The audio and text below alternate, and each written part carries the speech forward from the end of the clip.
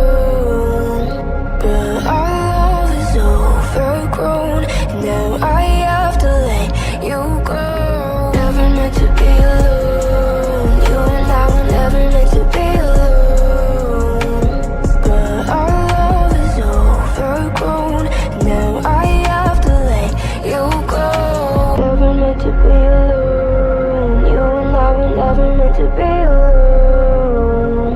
But our love is overgrown. Now I have to let you go. Never meant to be alone. You and I were never meant to be alone. But our love is overgrown. Now I have to let you go.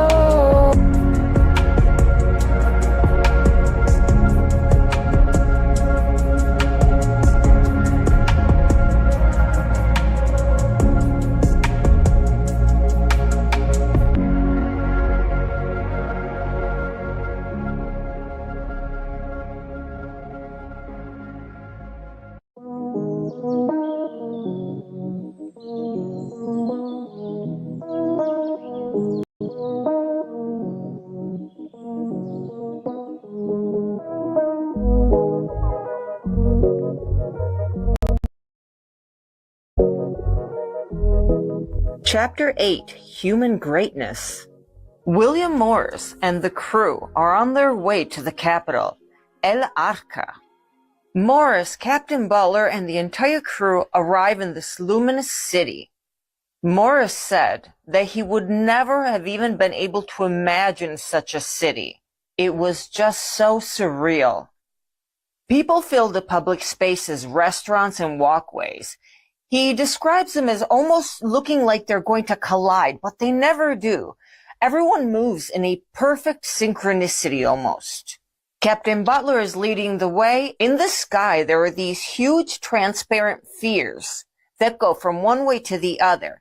And typically it carries one person, but in some occasions they were even seeing two. And these were moving transparent spheres that would float in the air. I guess that this is the place where everything actually became like the Jetsons. Like when we were kids, we were waiting finally for the year 2020 for the Jetsons reality to be all around us. And yet, besides cell phones, computers, Teslas, I don't know, things like that, nothing ever really changed. Like we're still using the same furniture, the same kind of cars. It's weird, since everyone expected us to be a lot more evolved by now. So the first thing they see are these spheres being driven by people.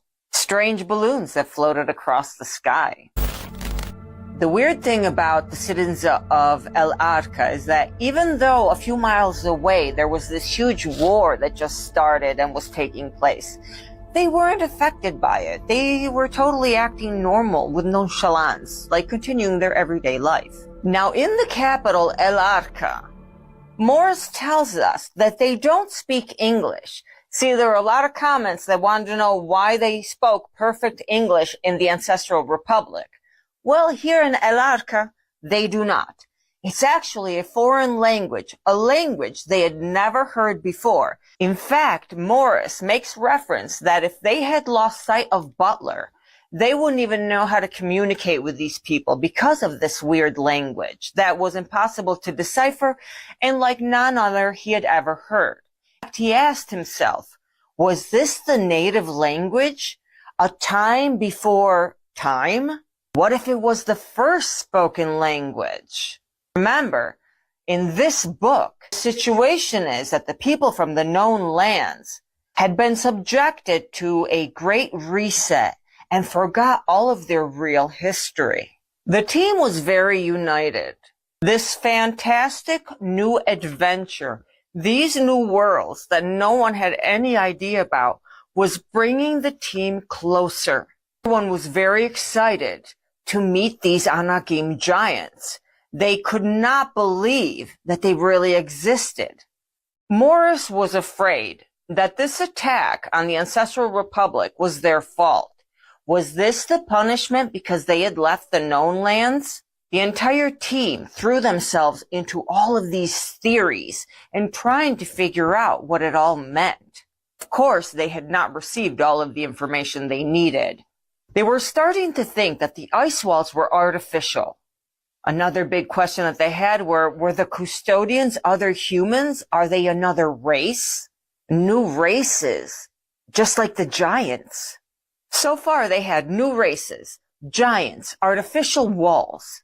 They began to dig so deep into these theories that they sounded borderline ridiculous. The team reunites with Captain Butler, and Captain Butler tells them that they're going to take a boat now and points in the direction of a harbor at a boat that looks just like the huge, gigantic red one that approached them in the beginning as soon as they had crossed the ice walls.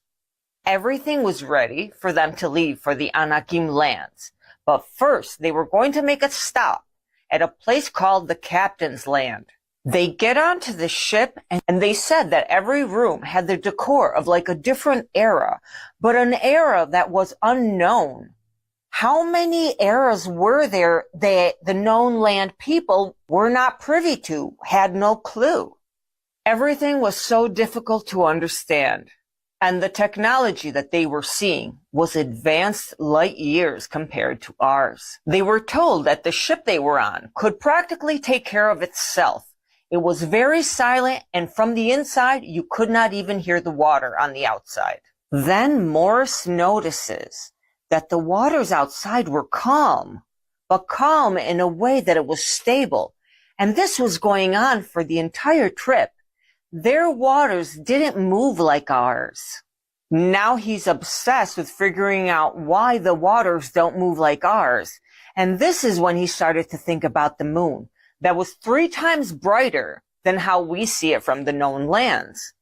He said that the sun was a totally different color than ours, and that there was also another sphere that was bluish black in the sky. Nevertheless, this other sphere was also part of the firmament. If you are enjoying the Reset Show series and you are finding yourself being enlightened, please give the video content a like and share.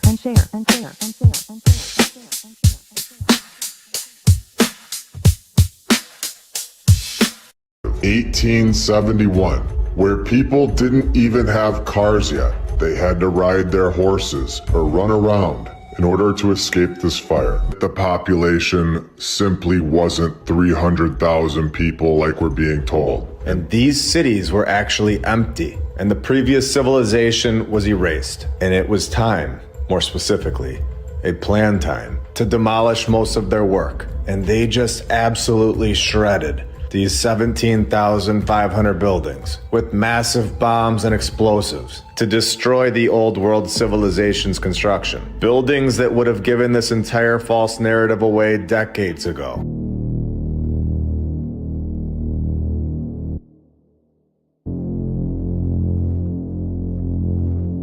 Right after this 1871 fire, they tell us that they just cleaned the whole thing up, and all these other brand new buildings are magically here again. If you think that Donkeys Incorporated saddled up in the early half of the 1800s and knocked out massive cities for only 57,000 people, I think it's time to reconsider what you've been told. And this reminds me of the repeating narrative, where they tell us that everything was built in a year perfectly, over and over and over, all over the world, by a guy and his donkey riding team, with no power tools, no machines, no training. The stone shipping company coordinated the delivery right on time. The mud trails and the rain were never an issue. The freezing winters, they just told them to get over it and toughen up. And they get the whole building, or cathedral, done with no issues, done in 7 months.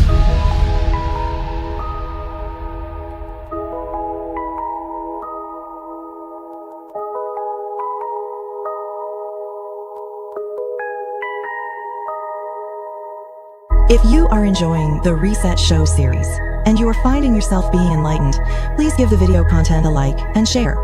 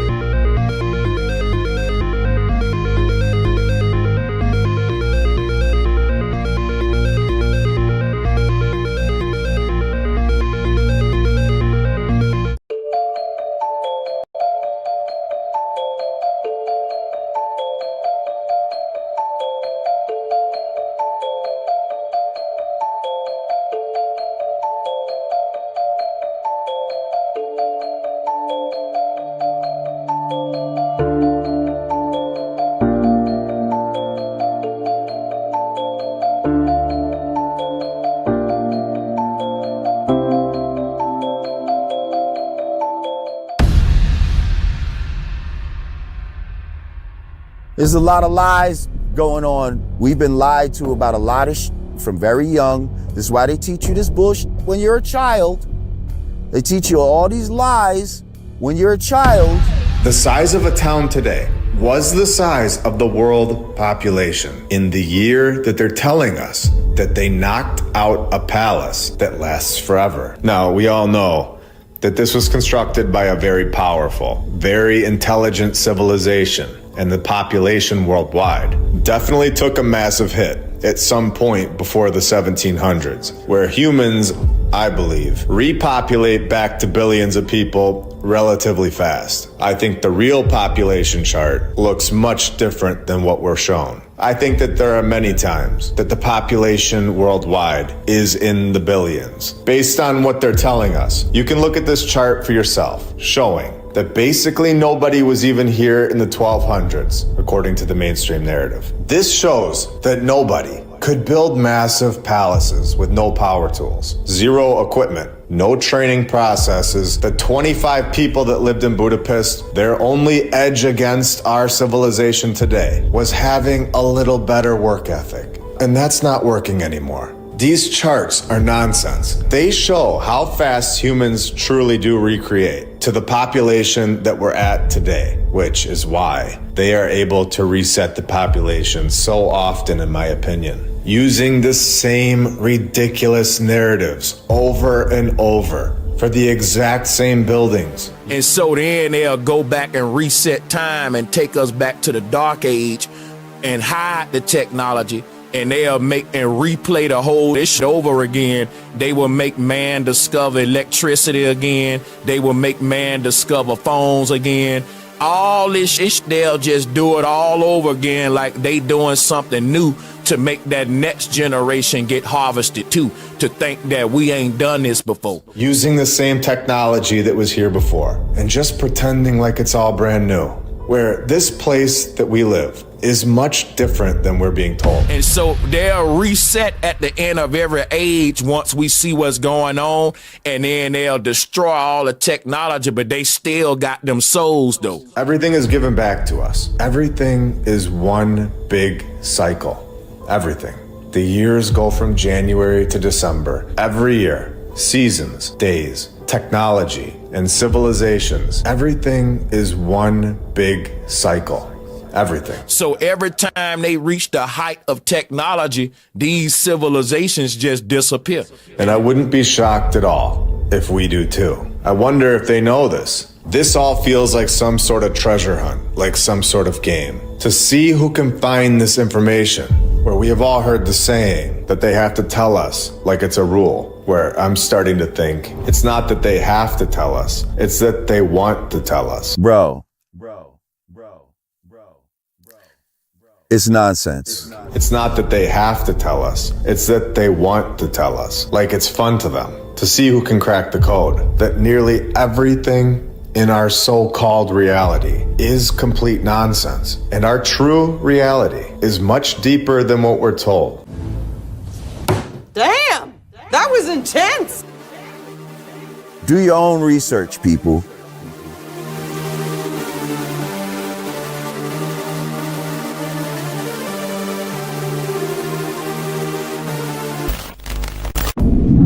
And then we're in space for the title scene. I love that. It's beautiful. Like, that's not the Earth, right? The Earth is round, just so y'all know. I'm tired of all the flat earthers out here, bro. I'm tired of all the flat earthers. It's not possible for the Earth to be flat. It's literally not. Everything in science contradicts it. You are so dumb. You are really dumb. For real. A logical fallacy is an error in reasoning. It occurs when an argument's form is flawed. He categorized them into two types. Those depending on language, arguments failing at the level of grammar, and those not depending on language, arguments failing at the level of logic. If an argument is fallacious, it is wrong, illogical, and invalid. Sophistry is the art of using flawed arguments to deceive. Whether intentional or not, people often resort to fallacious reasoning when defending various propositions.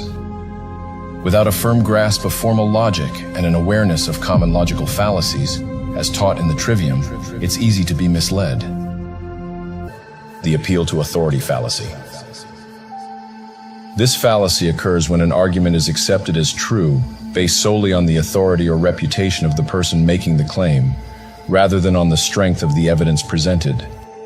For example, a globe earther might claim that the Earth is a sphere simply because renowned scientists like Einstein or Newton have supported similar concepts. This appeal to authority assumes the claim is true based on the reputation of these figures, without providing additional evidence or addressing the empirical data supporting the level Earth.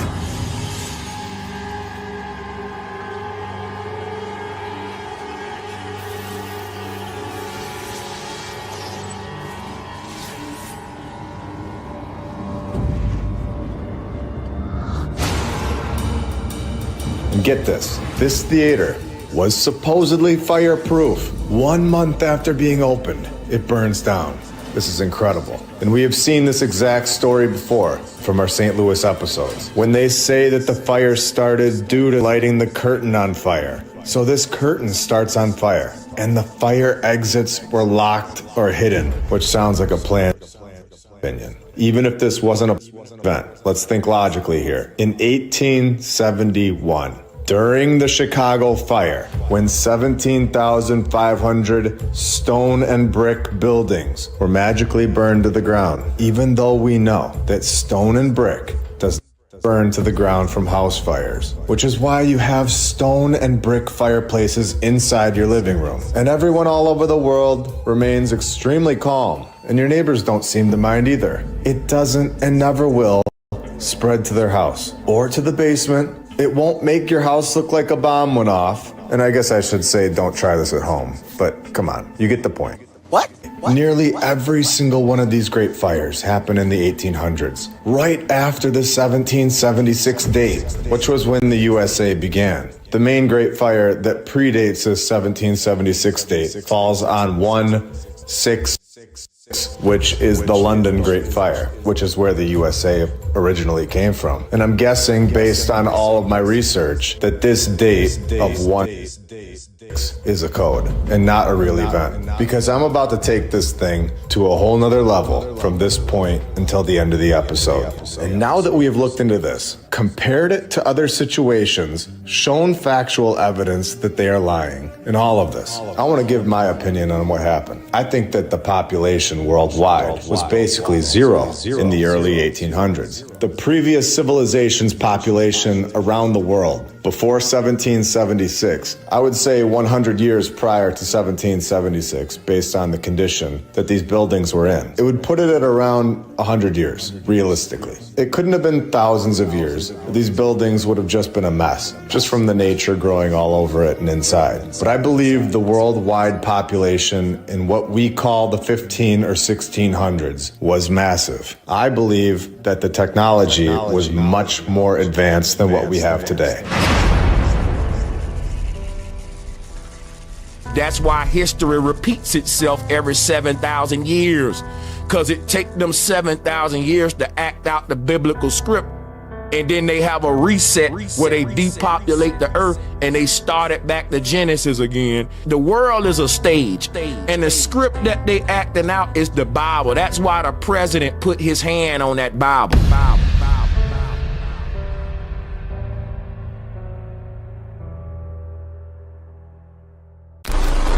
The people of the West are starting to tear down their own false idols and the whole quasi-religious secular worship of the rich. And once you realize that your country, your so-called civilization, once you realize that it is primitive and savage and cynical, you start to realize that you never stopped being serfs in the West, and they never stopped being feudal lords and feudal masters in the West. And the whole narrative that you grew up believing is just a tapestry of lies. It's a sack that they put over your head so that you could never see what's really going on. Everything is fake, bro. Why you think they created Photoshop? To manipulate. Most folk probably never heard of Photoshop, but if you have, it's to manipulate. Everything is to manipulate. This is the world where they turn everything that's artificial, official.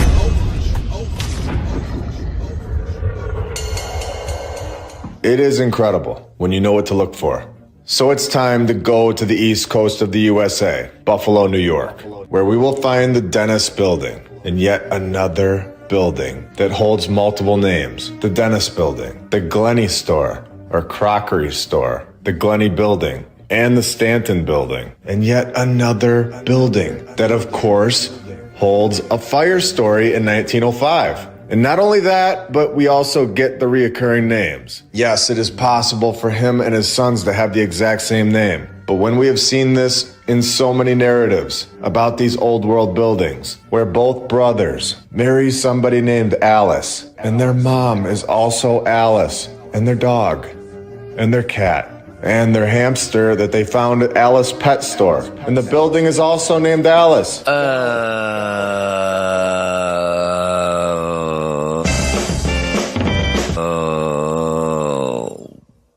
What were we talking about? And this has happened hundreds of times, where the AI is generating these names over and over. And then it becomes so clear that these mainstream narratives surrounding these buildings are AI generated.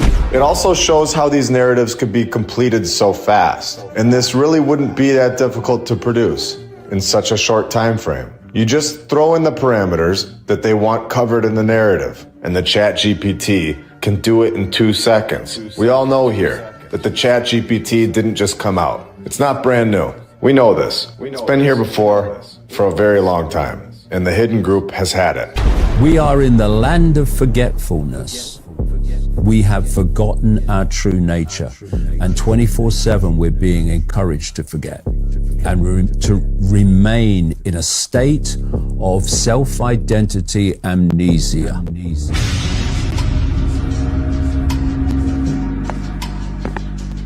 Good evening, ladies and gentlemen, dear citizens of America. We here at NASA have been lying to you all since the 60s about our projects, operations, and missions into outer space. We have never been higher than lower Earth orbit. Okay, look, everybody stop. Right now, we only can fly in Earth orbit. That's the farthest that we can go. Every image we have shown you is CGI. Our films are mostly done in an underwater buoyancy facility. We have funneled millions of dollars per day to show you cartoons and false illusions, and we are truly very sorry. We will repay all taxpayers back the trillions of dollars we have stolen. This will be divided evenly between the citizens of America, as well as rebuilding poverty-stricken towns and cities all across America, as this department has finally come to an end. Every time we blindly follow an idol or leader, we participate in an invisible ritual designed to distance us from our essence. What does it all mean? Am I just grasping at straws? Wait, straws. That's it. Straws are used to drink soda or water, and plants need water. Even our daily activities have been shaped to channel our sacrifices toward a system that does not directly benefit us, but instead feeds the elites controlling the domo. Ah, dude. Modern sacrifice is an invisible ritual. It manifests in long hours dedicated to pursuing fabricated ideals. Look, if I'm gonna die ignorant and happy. You've been trying to hide the truth from them all this time. You thought you were just passing your time when you were binge watching Netflix. You didn't know that you were being deliberately distracted, deliberately diverted. Your attention was deliberately being redirected so that you wouldn't realize that crimes were being committed. They filled your life with ugliness so that you would use whatever free moment you had to just passively and vicariously stare at the vapid beauty of celebrities. Oh, they've been drugging you. They've been sedating you for years now, for decades. And all this time, they've been making you the unknowing accomplice to their inhuman oppression and brutality. You're supposed to direct all of your outrage and all of your anger and all of your grievances and all of your opposition at the decoys, at the effigies, at the fake representatives of power. the expendable puppet politicians dangled in front of you by the real private sector ruling class.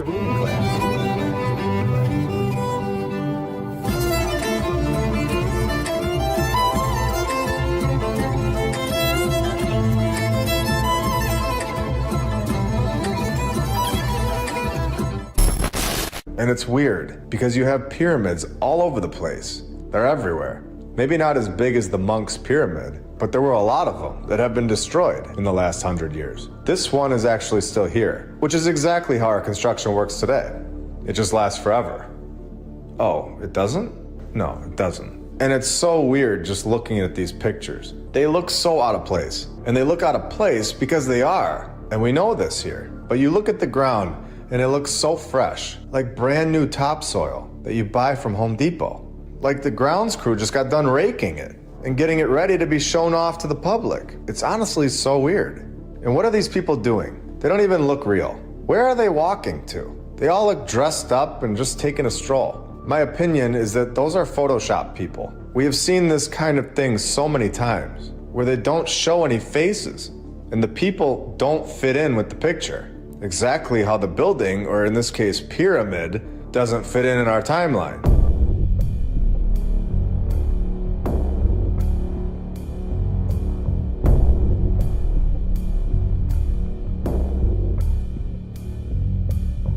If you have used ChatGPT, you will fully understand how simple this would be to create a false narrative using AI. And if we are allowed to use ChatGPT, what kind of AI do you think they have?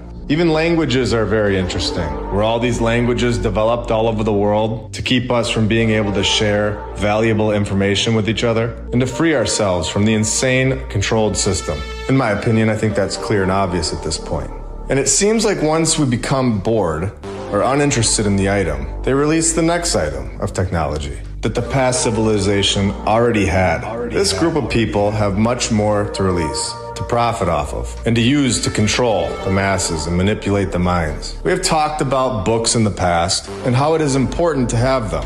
If this trend continues for another 100 years, where people use books less and less, at a certain point there will not be any books. If our information is wiped from the computers, what will be left? The answer is nothing. Nothing will be left. And this is how history can easily be rewritten, to trick the next civilization into thinking that they are the first ones. I'm looking going, what the hell happened? Man. How have we been so naive for so long? Why are we just waking up to the nonsense as a whole? We are fully investigating the historical nonsense that we have been force-fed. Was Columbus even real? I'm leaning towards no. And the fact that we argue whether he was a good guy or a bad guy is exactly what they want us to do. Once you pick either good or bad, it is actually an acknowledgement that he was real. And you are accepting their nonsense. 1492, nobody named Christopher Columbus sailed the ocean blue. Not in the Pinta, not the Nina, or the Santa Maria. He didn't trick Indians, none of this happened. These are all mind control tactics that are implemented at a very young age. And songs work the best. In my personal opinion, the fact that everything has been given back to us in the last 300 years systematically proves that there is a group of individuals that are controlling this and giving misinformation about the historical narrative. It's not mathematically possible for there to be no electricity for thousands of years. And out of nowhere, we have all of this technology. And the same goes for the possibility that every house in your neighborhood has been burned to the ground.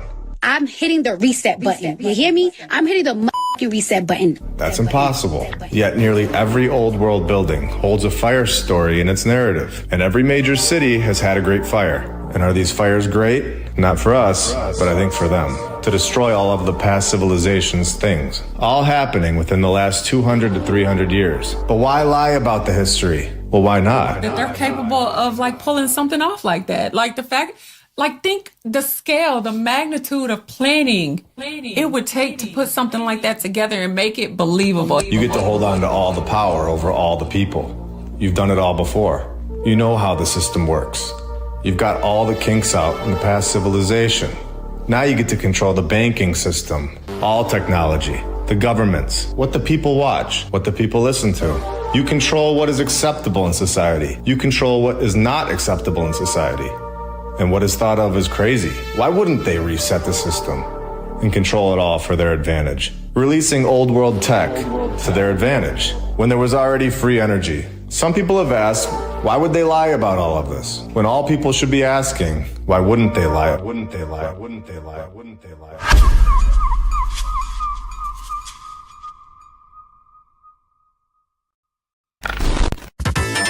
All right, Eggman, I'm gonna stop your evil plans.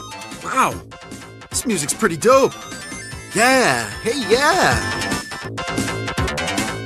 Yo, Sonic, what are you still doing at the beginning of the zone? Yeah, we battling or what? Shut up, Eggman, this is the best part.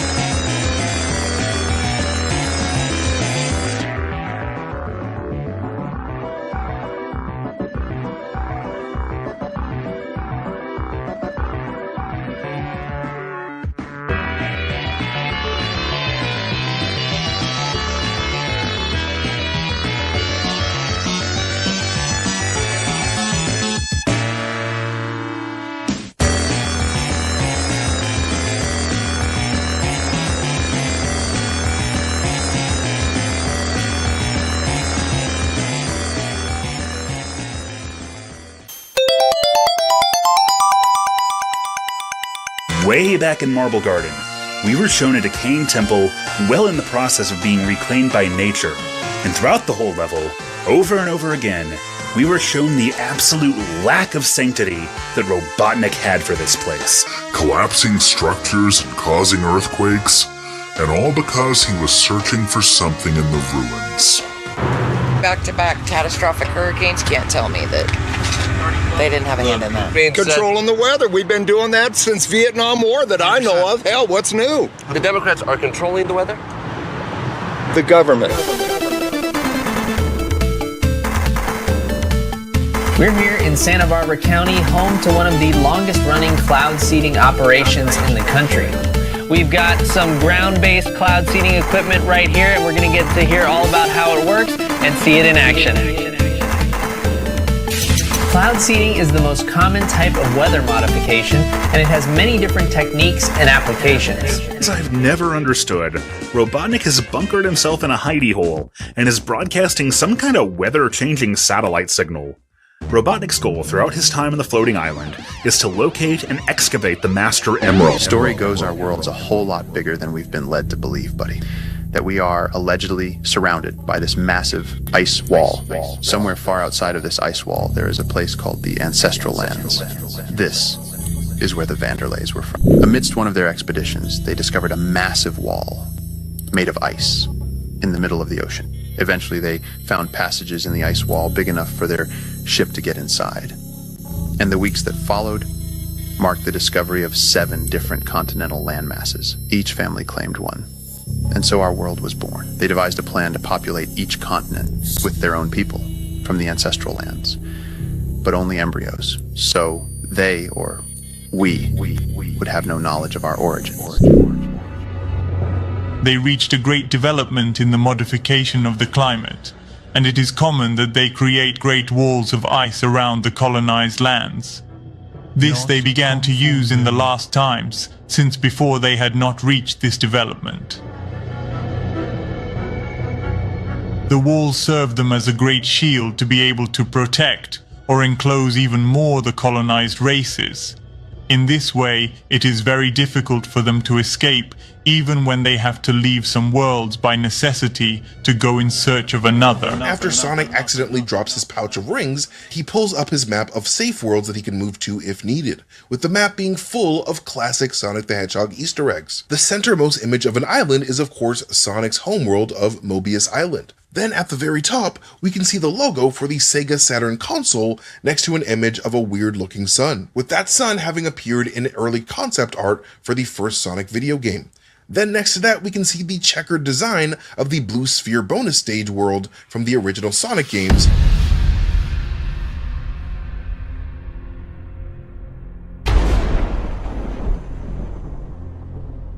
Not very far from a big-ass Chaos Emerald on the bottom right of the page.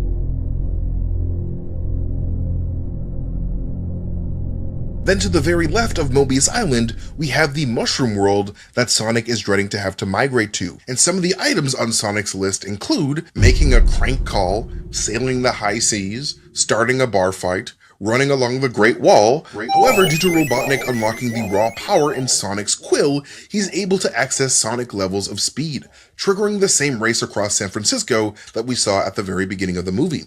And during this chase, Sonic sees a bus advertising a visit to Paris, which prompts Sonic to do exactly that with one of his rings. And this is of course before Sonic would then teleport himself to the Great Wall of China to scratch another item off of his bucket list before then teleporting to the Pyramids of Egypt.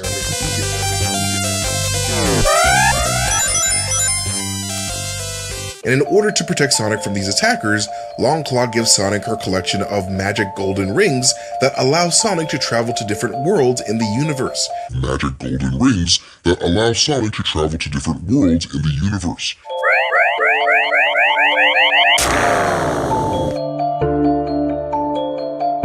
We really don't know. What was knocked down before we were born? How long have they been knocking down buildings? 200 years? 300 years? We know, and we have documented many times, that they are still destroying these buildings today. And that's not including the entire cleanup project, from the fire bombs going off in 1871, all over downtown Chicago. But in the 1800s, there was no way to communicate this to thousands and millions of people, to let everybody know that this is happening in their town, and so that everyone could share that it was also happening in their town at the exact same time. They didn't have internet. I believe this was all taken away before 1776 and slowly given back to us. From that point on, the only news that anyone had that was being shared with the population was all controlled. And it seems like our ancestors from the 1800s were all just under their spell, and nobody could see what was going on around them and what the controllers were doing.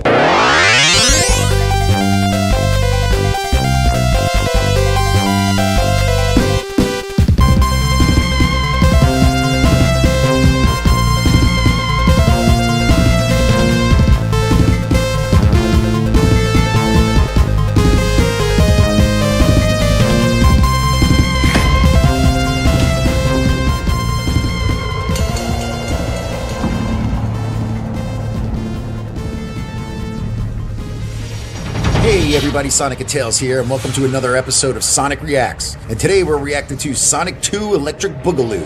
Why do you have to call every sequel Electric Boogaloo? I don't know. Why do I have to suck on the ice cubes in your drink and spit them back into the glass? Shouldn't you be working on Sonic Goes to College? Spring break! It's not an answer. Make trailer go now. Nebraska. So much corn to husk. Quick stretch, little snack. Chili dog. Here we go. This shouldn't inflate your ego at all. Classic me, saving armored trucks. You blew up an ATM yesterday. That was for charity. Ooh, what'd I miss? I thought I heard a hot dog on screen somewhere. Yeah, you just killed the turtles. You're still just a kid. Still just a kid? You're a fucking boomer. Hey, I'm 30. That makes me like a MILF or whatever. Oh yeah, that's one of my space suppositories. I like a good rocket booster on my suppositories. You know, Carrie was supposed to shadow me for 8 months to get inside my brain. How'd that go? He walked in when I was taking a dump in the sink and I never heard from him again. Lightweight. Oh shit! Infinity Stones! I call Thanos! I call Mantis. What? Okay. Oh, fuck yeah! The real star of the show! Hope I'm not too late.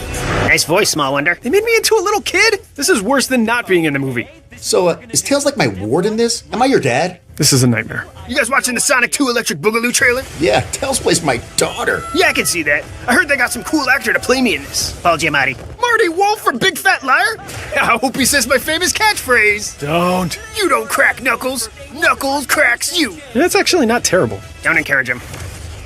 It's your big moment, Knuckles. Don't fuck it up. Oh shit, here we go. Do I look like I need your power? Is that what my voice sounds like in real life? Not even close. Yeah, huh? Listen. Fry it and buy it. This is my fry it and buy it voice now. It's a nightmare. You the fry, you you need don't to change crack these locks. Knuckles. Knuckles cracks you. Welcome to burger time. How could I take your order?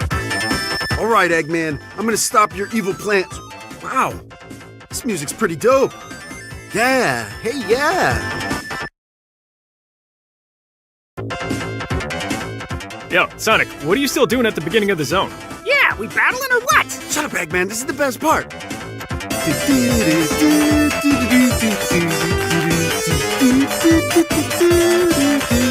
Oh, you like the music? Michael Jackson was involved, but for legal reasons, I can't really get into it. Anyways, do you want to fight or whatever? Or Forget all that. Flying Battery Zone, Metropolis Zone, Chemical Plant Zone. These sick beats are what it's all about, not battling over some shiny gems. But Sonic, what about fighting for freedom? Tails, I'm sick of freeing the Green Hill Zone, aren't you? How do they keep getting conquered so easily? Wouldn't you rather just dance to these dope tracks? Well, these beats are pretty sick. You said it, Fox Guy. Let's make some music. I'm gonna go do a line of rings in the bathroom. You want in? Hell yeah! Green Hill Zone! I know I'm not on the list. Just please let me in. Are they playing Slipknot in there? Come on, man. I'm a huge Slipknot-holic. Ha! You'll never defeat me, Sonic. Hey, those are mine. Timesies, I call timesies. Wow. You are definitely not supposed to eat those.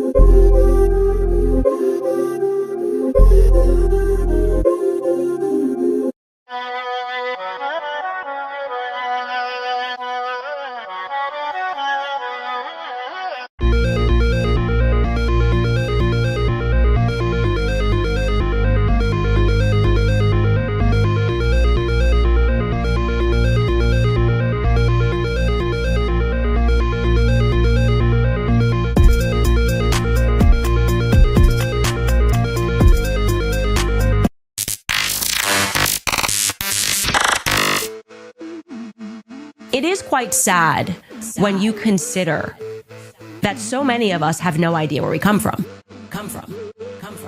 There are so many people on this planet who have no idea where they come from. I'm one of them. I can't go back beyond a couple of generations. And the reason for that is because of war. It's because of slavery. It's because of large human trafficking efforts that take place. And because you have situations where like a bomb is dropped, like one kid survives, it doesn't even have a memory of his father or his mother. The average person who goes to school has no idea why humanity exists. He has no idea concerning a spiritual factor in material existence. He has no general comprehension of the rules of life as these differ from the rules of social and political structure. He does not know where he came from. He does not know why he is here, and he has no idea where he's going. And on this compound ignorance, we offer degrees and make brilliant scholars of the people who have never answered any of those questions. It is one of these amazing things that we have created a great hierarchy of well-lettered ignorance. We have made everything subservient not to wisdom, but to the passing advantages of the hour. If you don't know where you came from, you know nothing. I mean, that's the reality. When he says that we've parked aside wisdom and replaced it with something else, that is the truth. That is what comes from ancestry. There's a certain wisdom that comes from ancestry, which is why it becomes important to understand, well, If we don't know history, we know nothing. Everything is becoming an ever-present.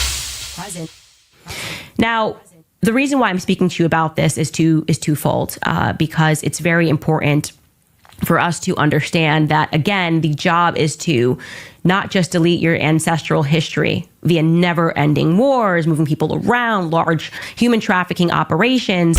Essentially, you don't have a memory of yesterday.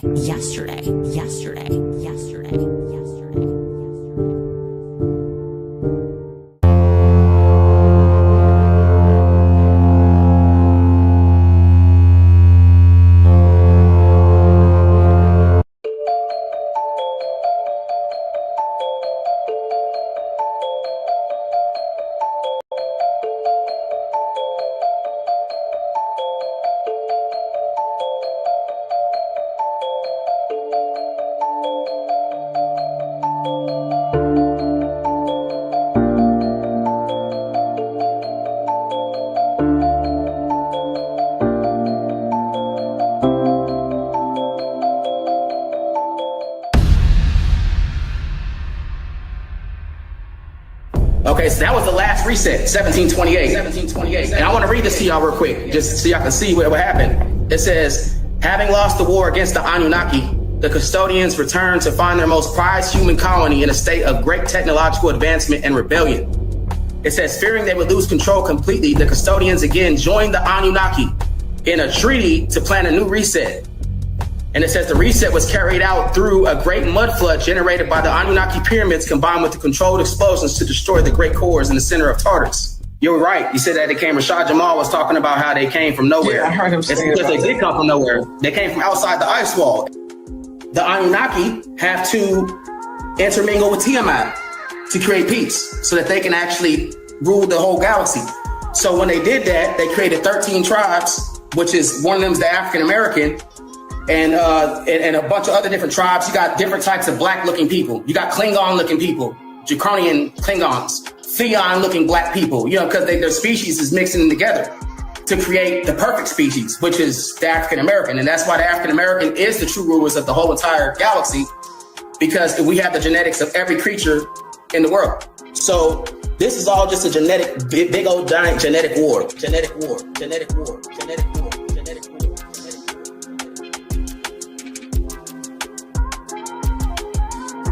So the Anunnaki and the custodians are basically some goddamn haters, right? Because they don't want us to take the rulership of the galaxy. They want to keep resetting us back and keep resetting us because they don't want us to claim dominion. Because we are the remaining children of Tiamat, and this is actually we're actually the rulers of this whole realm.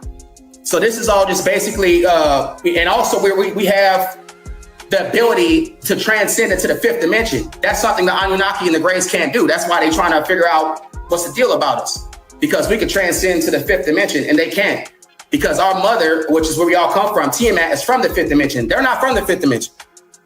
You see what I'm saying? They fell in frequency to their realm. So the Lyrans fell in frequency and the Draconians fell in frequency when they used to be at the fifth dimension. So they're trying to find their way back to the higher realms. They're trying to find their way back into heaven, but they can't because they genetically manipulated themselves so much that they had to basically bring it back in with Tiamat.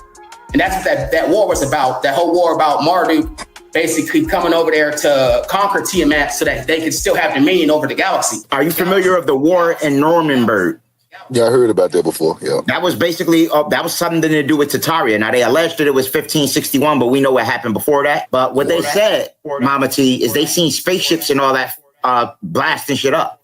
It's people that actually drew pictures of what they seen. They seen ships, UFO type ships, spraying lasers down and all that. Now we seen what happened in Hawaii when they had the ability of literally, I believe they use direct energy weapons where they can literally, and then you heard about people putting hang blue on their roof, and blue actually repels laser technology because there's something special about blue, the color blue. And this is why in Hoodoo, they use Haint blue. They paint their windowsills with Haint blue and things of that nature. And why the evil eye is blue to repel what they call blue hags. Just like they use direct energy weapons to actually eradicate Tartaria and cause the mud flood, I believe that now here's the thing. Because we saying they ain't changed the timeline since Tartaria, but for all we know, they probably have a new way to reset us. They also have a timeline that is finite. Like, because these Anunnaki had technological weapons. For example, Marduk had a weapon called the Hulu, which can manipulate wind. Inky had a trident where he can actually, like you see Aquaman with the trident. This is Inky. He had the ability of manipulating water with technological devices like the trident. All right. Ah, here it is. This is a weather stick. You can control the elements with it. Whoa! Where did you get this? I got it from my friends, the Placeans. It's quite flexible if you know how to use it. And when Arushka Girl basically went to war with Inanna, the story goes that Arushka Girl basically killed Inanna. But Inky had the ability of rejuvenating her, bringing her back to a quantum rejuvenation chamber. But after seeing what Arushka Girl and the Dark Brotherhood did, he realized that information will be put in nefarious hands. So the story goes that he basically flooded Atlantis with his trident, basically to stop the nefarious factions from ascertaining that information from Atlantean science. I just wanted to clarify that with people when we talk about extraterrestrial, they're always thinking we're thinking boogeymen, little green Martians, and shit like that. There's humanoids, there's human beings all over the galaxies. There's human type beings. All right. So I just wanted to just make that clear for people like in the back. Now I was talking also about Osiris being green earlier, right? And I wanted to just say something about that. Now, the reason why we was greens and blues, like different colors, is because in ancient times, we didn't have iron. Our skin had magnesium in it before it was replaced with iron. And the oxygen in our metallics is rusted out. This is why certain people are born with Mongolian birthmarks and still born with green birthmarks and blue, because in ancient times, we really were blues and bright greens. Okay. We were different luminous colors. All right. We have more magnesium in our skin. That's interesting. Now, is that something to do with the oxygen too? Because was this dome always here? Or did something what's up in here? Well, according to ancient texts, the dome was placed over us by the Anunnaki, by the Anunnaki, by different beings that pretty much, it's almost like a prison planet in a sense to some degree. Damn. It's a hydrogen dome. Some say you got to go 33 times the speed of sound in order to bypass the firmament. Some say you got to go 33 times the speed of sound in order to bypass the firmament. We actually activated our Merkaba and actually came over to this planet, but we came from over from Mars, but we inhabited that planet also. This is why Marvin the Martian is depicted in blackface and dressed like a Moor. The facts. Yeah, he is, isn't he? Yeah, he got the Moor colors on. If you look at Marvin, he is, isn't he? Yes, he is. Marvin the Martian. This is why they put him. They say he's from Mars. They show us in Hollywood all the time. Okay. This is a great question. Where the hell these people come from? Okay, because if we were here, we had this ancient civilization. How did they get here? There's a theory that said they didn't get here until 1492. And all the stories and histories that they're teaching us, they're fabricated, right? About their stories and their history, that they actually landed here in 1492. Not just landed in America, but landed on everywhere earthly realm. And you know what? I have that. I believe that, fam. In conclusion, with all of this stuff that we've been going over, I believe Atlantis, Tartaria was really all over the whole damn globe and reset everything and said it was just in certain parts, just to try to distort our visual perception of how advanced we really was as an entirety. Those people were schooled by another people of that area, which I call Moors. Those people came up and actually, pushed the Moors out, but then they came here. So what people don't understand is a lot of teachings that come from that culture goes into their culture. They perfected it and brought it over here, and they lay it on thick over here. See, that's what people don't understand. When we go to these different areas, even just through the Caribbean, through Mexico, it's Spanish, it's French, right? Or it's Italian, right? So are they the originators of this language? And how did they get overthrown by some people that they've educated? So basically, the Caucasian people come from the Caucasus Mountains of Asia Minor. That's where the word Caucasus Asian comes from, Caucasian. Okay, so this is where the origins of the Neanderthals actually from. If you actually go to the mountains of Ukraine and the Caucasus Mountains, you'll see that there's caves still there for the Neanderthals. Those caves are in the walls of the mountains. because they was placed there, like almost as if somebody built it for them to live there. Like the Flintstones. The Flintstones, they start off in the mountains. You see what I'm saying? With the dragons and all this and that there. But just to cover about the I want to talk about two things. The 1492 thing, you're right. You said that it came, Rashad Jamal was talking about how they came from nowhere. Yeah, I heard him say it's because they did come from nowhere. They came from outside the ice wall. I'm sorry, what? Ancestral Republic. That's what they talk about in the book. How majority of the people had passed away on the earth, so they needed to create more people like them, clones. So they created the clones on the Ancestral Republic and brought all the asses over to everywhere. They started scattering them around to basically reset the whole earth. They added 1,000 years to the timeline. They added 1,000 years to the timeline. You know what I'm talking about, wordplay, right? It's not 1492 that Cortez came to America. It's 492. 492. Check this out. Since you took 1,000 years off the timeline, you got to condense all the history into one. And watch how that stuff fits right into place. So basically, so check this out. Rome fell when? 500 AD. The same time the Dark Ages happened in England, 500 AD. And Cortez invaded America when? 8 years before the fall of Rome?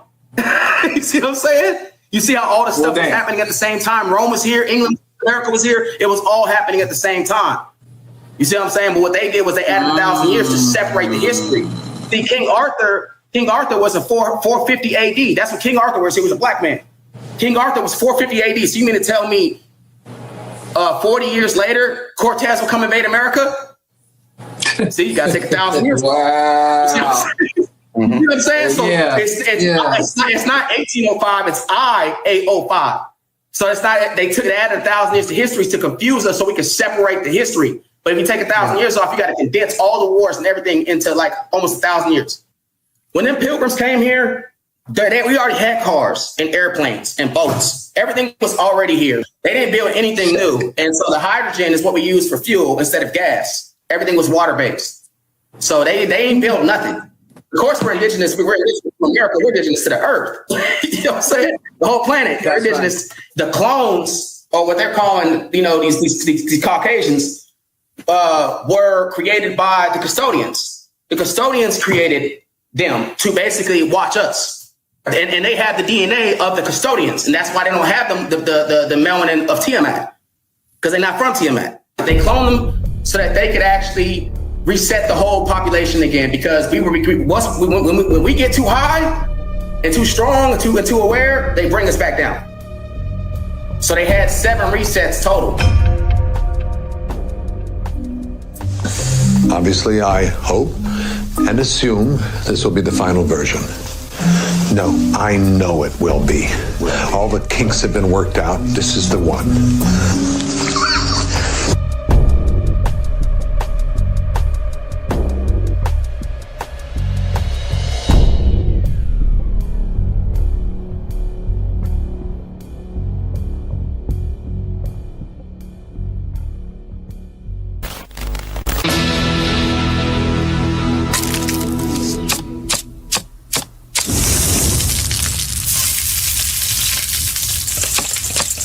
The trick is to whisk enough air into the eggs that they lighten to a pale yellow. But if you whisk too much, you'll actually beat the air out of them again, which will make your omelette flat. Is this enough chives? Yes, ECKO, thank you. But next time, cut them at a slight angle. It exposes more of the interior, which extracts more flavour. And as a bonus, it's more aesthetically pleasing. I'll be damned. It is more aesthetically pleasing. What's his sudden interest in omelets? Oh, the city is going to be destroyed in a few seconds and I don't care anymore. What? I said eat up. I spent a week trying to find you and now I'm going to die in lava. Again. What do you mean again? You're not running. It doesn't matter. I've been cursed by Kronos. I die every day. Oh, Tyrannus. Is this why he cursed you? He's done this before, these loops in time. Wait a minute. Am I in it? He put me in a time loop without my permission.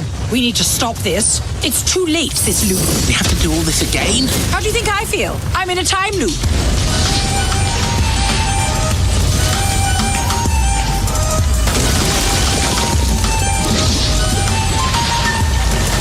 We should all be safe out here to do this important research. How is watching an entire city die research? Aside from Dad, everything happens the same way every day. If I can memorize what happened, we can make a plan to save everyone.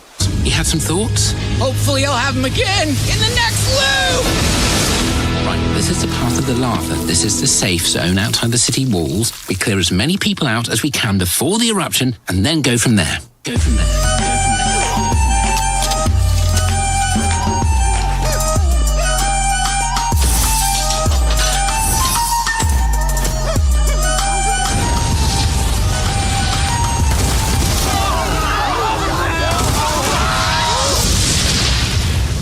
Okay, well, we weren't able to save everyone, but this was the best try yet. We're going to be able to do this, people. Maybe don't smile so much when these people watch their homes and friends disappear into fire.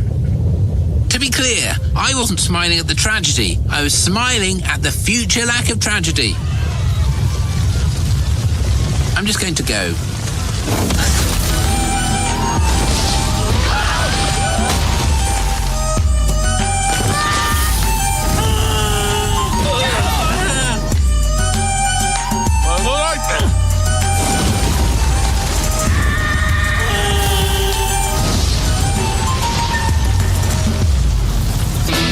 It's time. How long have you been doing this? I lost track after 100 years. 100 years.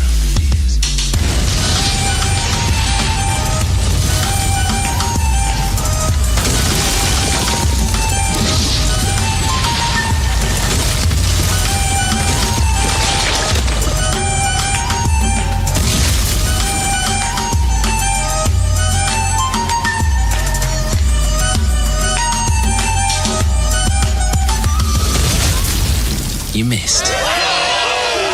You have to keep reincarnating onto, even in this one universe, never mind all the other realities, you have to keep incarnating onto this billionth of a pinhead to learn the lessons, to not have to do it. Yeah, you learn to work with your mom. Good for you. So you want to keep doing that? Learn how to work with people and then work with them? Or is it going to turn out that's the kind of thing you only do when you think it's going to pay off for you somehow? And once you realize it isn't, you get a little bored and give up? Now that you can really afford to ask that question, now that you have the time. You come into this world to learn lessons. But what happens? You suffer from emotional and mental traumas and challenges. It pulls you into depression, into anxiety. Thought so.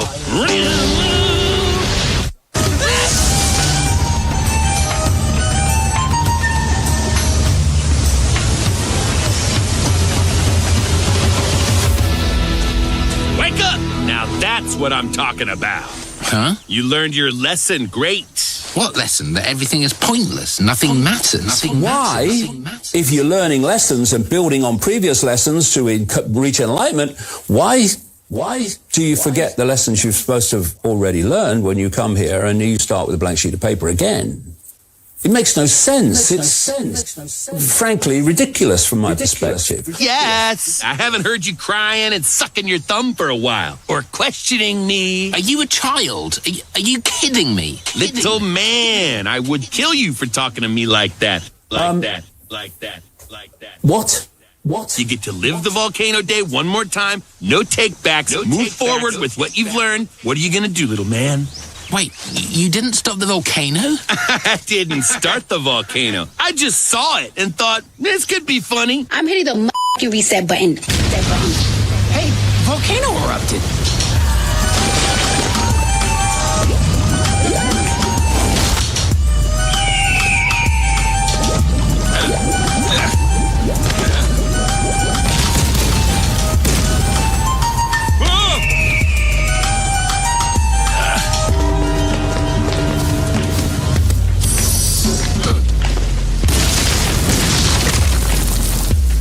Did it. Everyone is out. Still, never hurts to do one final sweep before the bar burns down. Dad, no!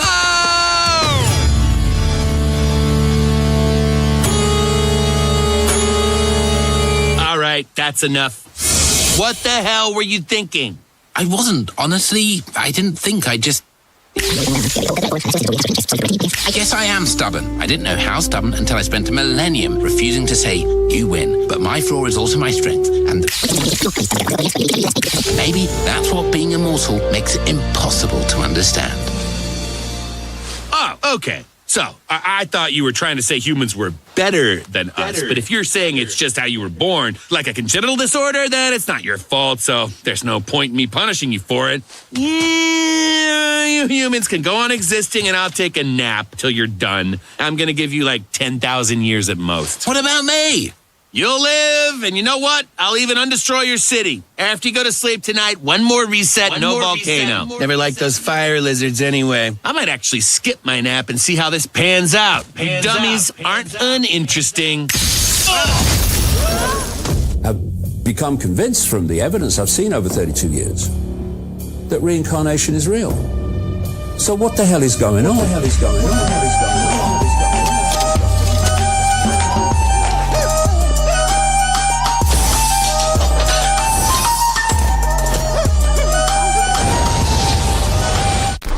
I would say that they were descendants of who the Anunnaki made, and that a lot of people today are more than likely going to be descendants of the Cabbage Patch program, where there is a lot of evidence to support that they repopulated after 1776 by cloning.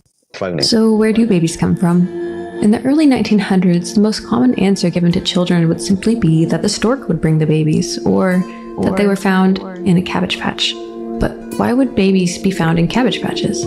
When the people of Europe overflowed into the rest of the world between the 16th and 19th centuries, the indigenous population of most colonized lands went under. The legend of the Cabbage Patch Kids involves a young boy named Xavier who meets a mystical fairy bunny bee creature, so a hybrid or chimera. And he follows this bunny bee through a secret tunnel behind a waterfall. On the other side of this waterfall, he finds that babies are being produced in a cabbage patch. The stork, known as Colonel Casey, would then come and pick up the babies. He even has his own uniform. So he's a worker, a soldier, as well as the Cabbage Patch Kids' official historian that would then deliver the babies to their new homes. Compounding this is the difficulty people have, your average person like me, when you go to do your family tree on Ancestry.com, that once you get back past the 1800s, the information you've got is very difficult to prove. We don't know what we're reading. There are no newspaper articles supporting anything. There's no photographic evidence of anything. People will say, well, they refer to parish records, but unless you physically go into the church itself and find. So I think that for many of us, our story and our ancestors and our family tree doesn't go back very far at all. And that was a race of people that descended from the creation, I suppose, of the Anunnaki, the people that they made to mine and mine gold for them and obey their instructions. I think that they were descending from them, and I don't think that there are many of them around today. I think we are a different civilization entirely. Okay. And so where does the white skin come from? And has that become so prevalent because of cloning? Yeah, well, there's research into the Breatharians that were part of the Tartarian culture.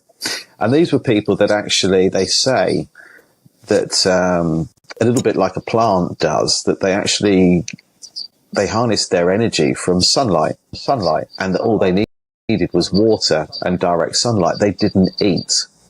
And that is why they've built such incredible structures throughout the world that have no toilets. Now, you could argue that the Romans had toilets, but then you could argue that may well have been a different race of people altogether. There's a category of postcards that deserves its own name and label, but it doesn't seem very well known, as there are no websites or videos explaining this topic.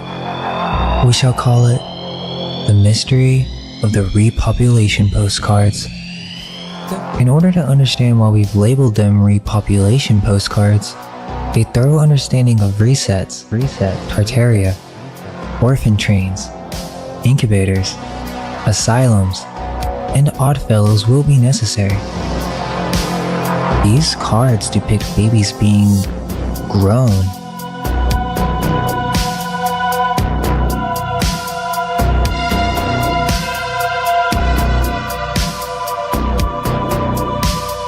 There are many different styles within this category.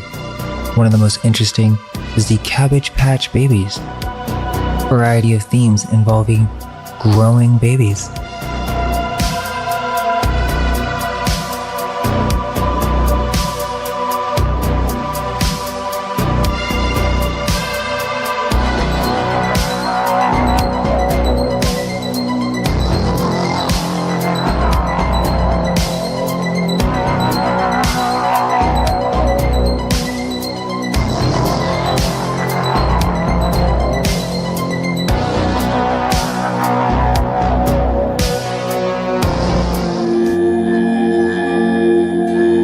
Babies in a nest.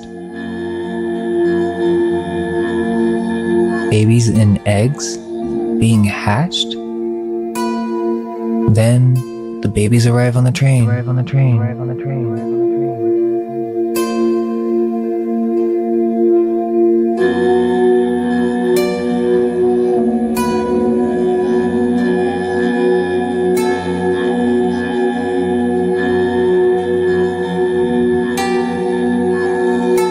So the darker skin, which you would need to be able to operate or function in this way, was actually capable of actually getting energy from the sun without having to eat. And if you did eat in very, very small quantities and not very regularly. So I think that they were a lot darker and their skin was able to do that. And that's certainly that's been backed up for me by so many different people, referring to so many examples of tribes still alive and well doing that right now, and people who have also done it, but none of them are white. Okay, it's not something we're capable of doing. We just burn. Yes, I know. So has the white skin come from the Anunnaki? The Bunny Bee character also is a hybrid creature of two animals that both symbolize rebirth and resurrection on a mass scale. As we know, rabbits reproduce in droves, and the bee symbolism makes me think of a hive, or a queen or source, where all the offsprings originate from. It would seem that this is some sort of reference to babies being created in a lab on a mass scale. See, when them Cabbage Patch dolls came here, meaning that those children with no soul, they came in all colors. And they came here to destroy how we really live. Why were there so many orphans? The most common answer will be, the baby boom. But this didn't happen until 1946 to 1964. These postcards are from 1890 to 1910. And there's really no explanation for the burst of orphans that we see being brought into the United States, or the amount of orphanages and asylums that exist that no longer seem to be necessary. Could the baby boom narrative be a way to sweep this part of history under the rug? The orphanages were all shut down, and after the 60s, people just stopped having babies and getting married after World War II, according to the narrative. Then there were the incubators of the 1900s. It's difficult to keep premature babies alive with modern technology, yet they were doing this back in 1835 in Europe. They turned this into a sideshow, where at the world fairs, they would show off these child hatcheries, these incubators of live children. And for some reason, the royals would come and witness these events. Then you start to go into this whole thing with the orphan trains and the orphan incubators and the baby incubators and all this really weird stuff. And you have to wonder where all the parents are. Number one, that's a question to ask. Number two, there were lots of experimental injections put into the people from the 1700s to 1800s, which probably removed a lot of the parents from that. And number three, you get into technology of potential of babies being grown. And so once again, if someone doesn't have a memory, if you think of people as clones, and you get into this whole rabbit hole of this and NPCs and clones, well, then there's people who've been put into this realm, and they're here, and they're existing, and they wouldn't really have history. Because even when I look at the heritage of many people, and I go through family lineage, and I say, well, who's your family from, and whatever, they usually say, really, my dad's dad was gone. It was just my dad's mom. You always see a missing parent or no parents. And then you sit there and think, so what, they just send them across the ocean on a ship? There's something strange going on, and it's a rabbit hole. Why so many orphans? Were these orphans taken from their families? Were they trained to instruct a new generation of genetically created babies? So that I do think that white people certainly people like me are a result of cloning and genetically modified.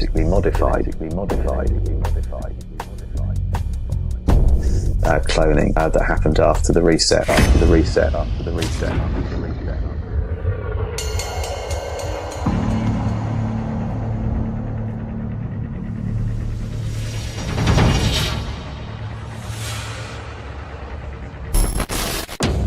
You guys, I'm so bad. I snorted Dionysus's ergot. Oh no. Yeah, that stuff really messes you up. Like I could see sounds and hear colors. The last breath of a dying tree told me a secret of a coin-based currency that when gifted to humans would make them go berserk. It showed me a future where Deliria's stupid family started using this money in their stupid city. They were all being weirder and dumber than usual. So what did they actually do with They it? used it to pay for things they wanted or needed. But why? They already had trade. Did this money make them happy? Quite the opposite. It made them even more miserable. Is there a lesson to be learned here? Maybe we should give the humans currency. If my hallucinations are accurate, and let's be real, they probably are, money could make the mortals do all sorts of horrible things. They might just do anything to get more of it. And inevitably, it could make them all sad. Even the ones with a lot of it. Then they'll come crawling to us. That's more valuable than all the dead chickens! Is there anything else I can get for you? No, everything was terrific. Here, take this for your service. It's worth one whole chicken. And so it begins.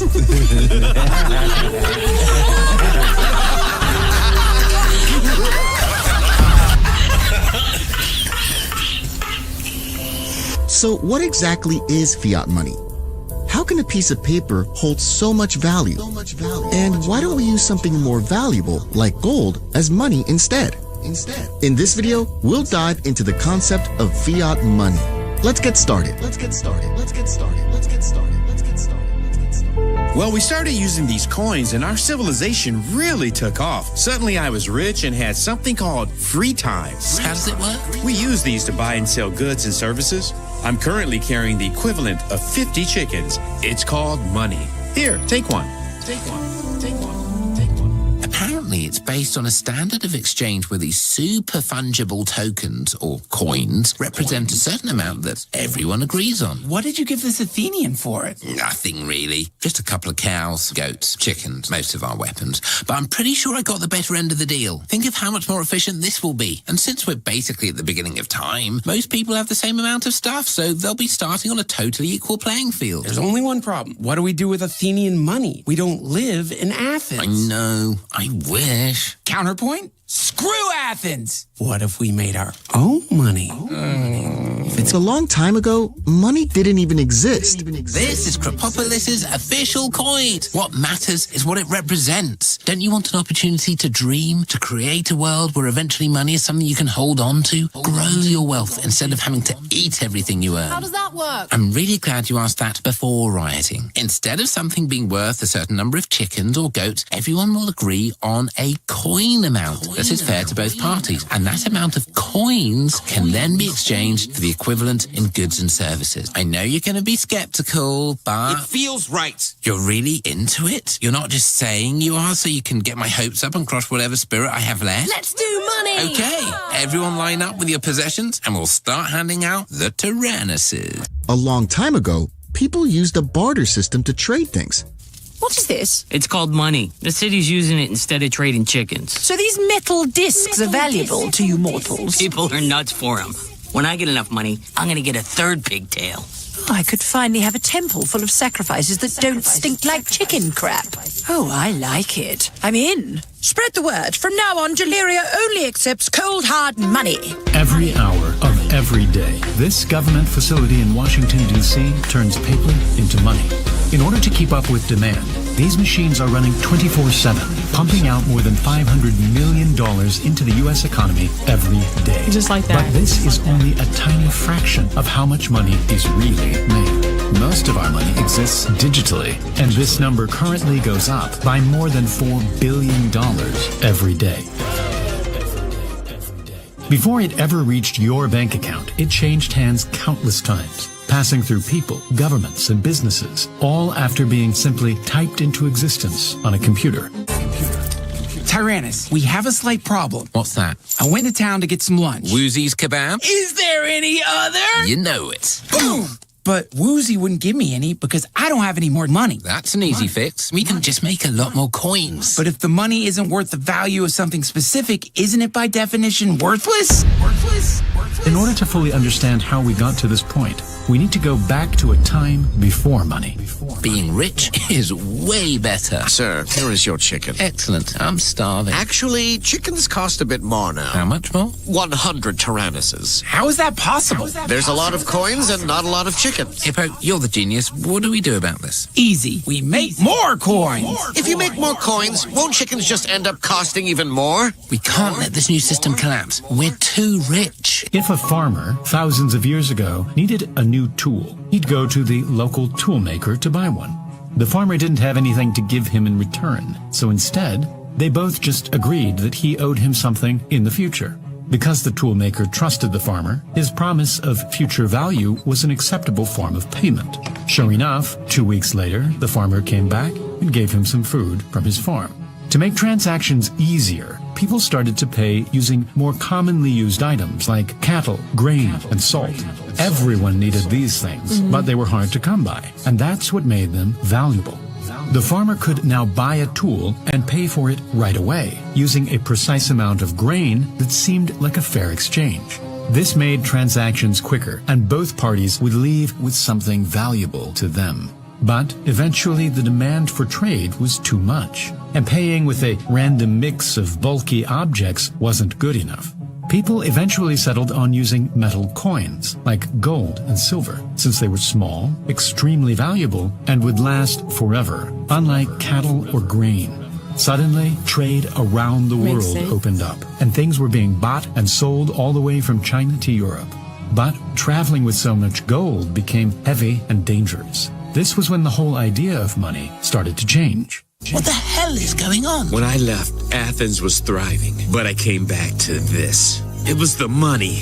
When the other Athenians got low on coins, they just started making more. It seemed like the perfect solution, but it made everything worse. Like they say, mo money, mo problems. Oh my God, we are so screwed. Oh, come on. It couldn't have all been because they made more coins. The money became worthless and people began to turn on each other. This is bad. You think? Our entire civilization collapsed over a 3-day weekend. What's a weekend? It's another thing we invented where... Not the time for new ideas. We still need to fix the problems your last one caused. What do you want me to do about it? Oh my God! I don't know yet, but it involves us leaving right now. Get off of me!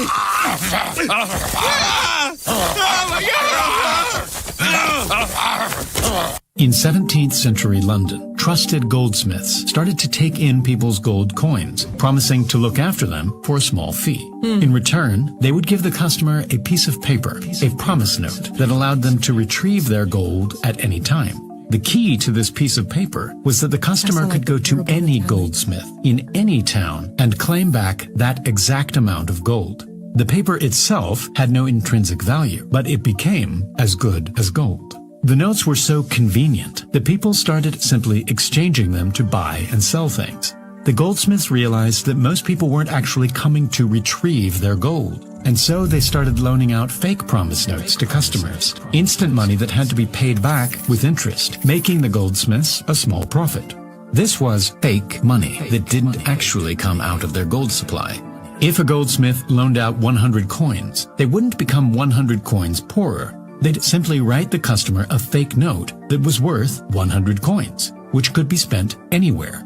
Eventually, the customer would pay back the loan plus the fee, making the goldsmith 105 coins richer.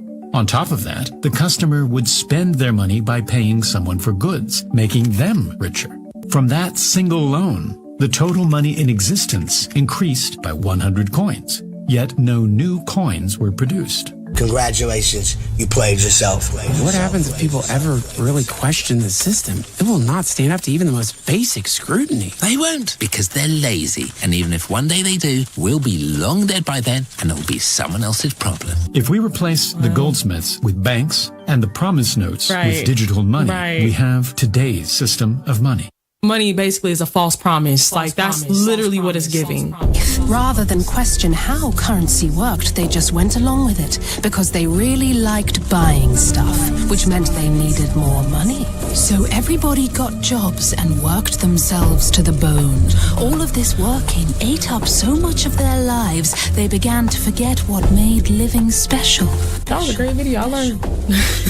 That taught me more than school has ever taught me. So.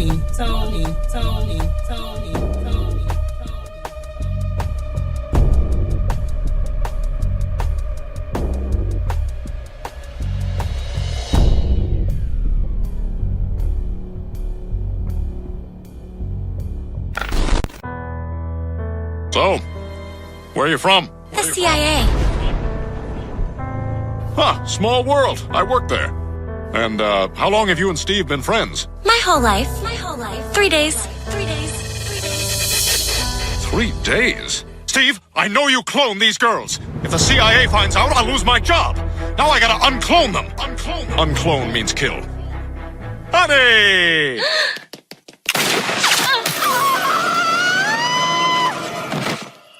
Stan! Don't judge me. It was just a clone. I know what you're thinking.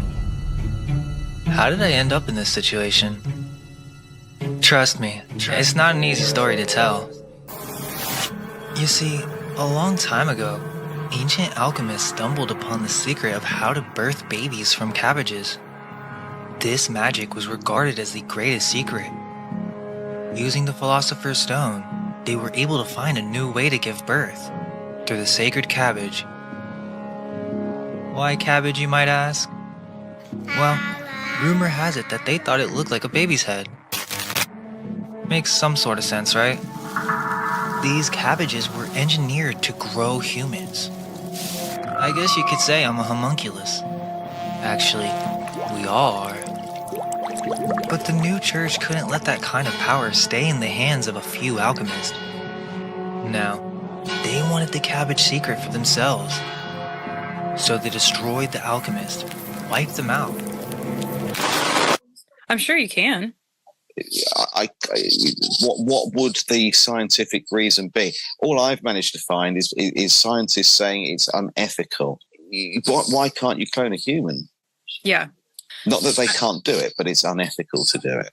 The idea would be who owns it, I think, is where that gets to. Because if you have a clone, do you own that clone, or does that clone have its own life?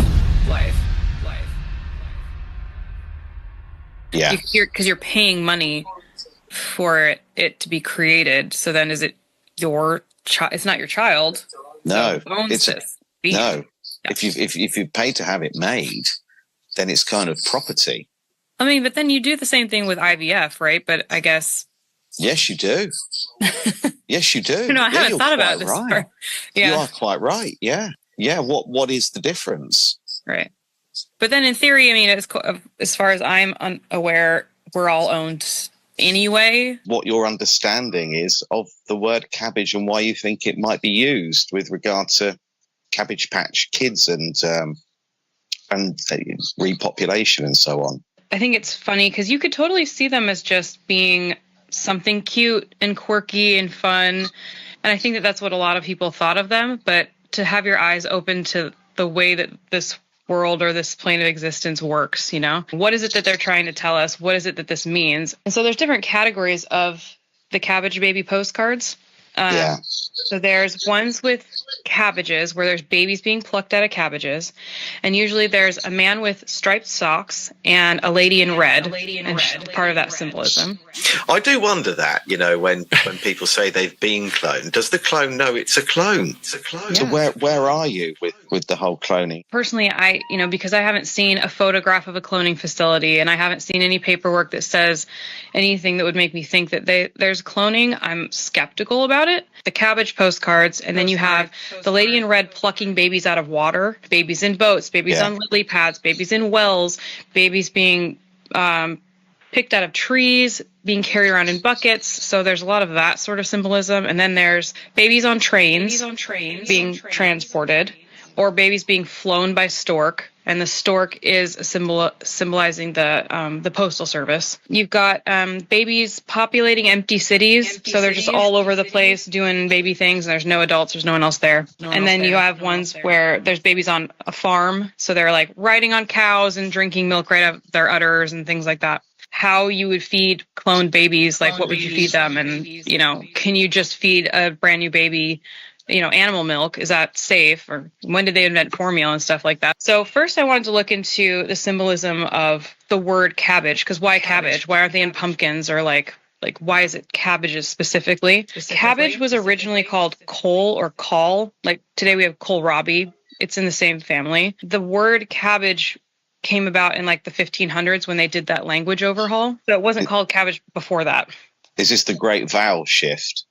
Mm-hmm. Yeah. Okay, I want to look at other words that start with C-A-B-B, and the only word there is Kabbalah, is C-A-B-B-A-L-A. Right. Kabbalah comes from the word kibel, which means to receive or accept. Right. We're looking at a cabbage as something as like a receiving vessel. The new church was in control of the cabbage knowledge and its power. They used this secret to grow their own army. Cabbage-born, loyal, and ready to serve. Around this time, something else was happening. A reset. The ancient world, filled with advanced civilizations, was falling apart. Floods, earthquakes, whole cities buried under mud. Some say it was due to a certain group's affiliation with black magic. Others think it was just nature taking its course. Whatever the reason, these incredible cities were destroyed and emptied out.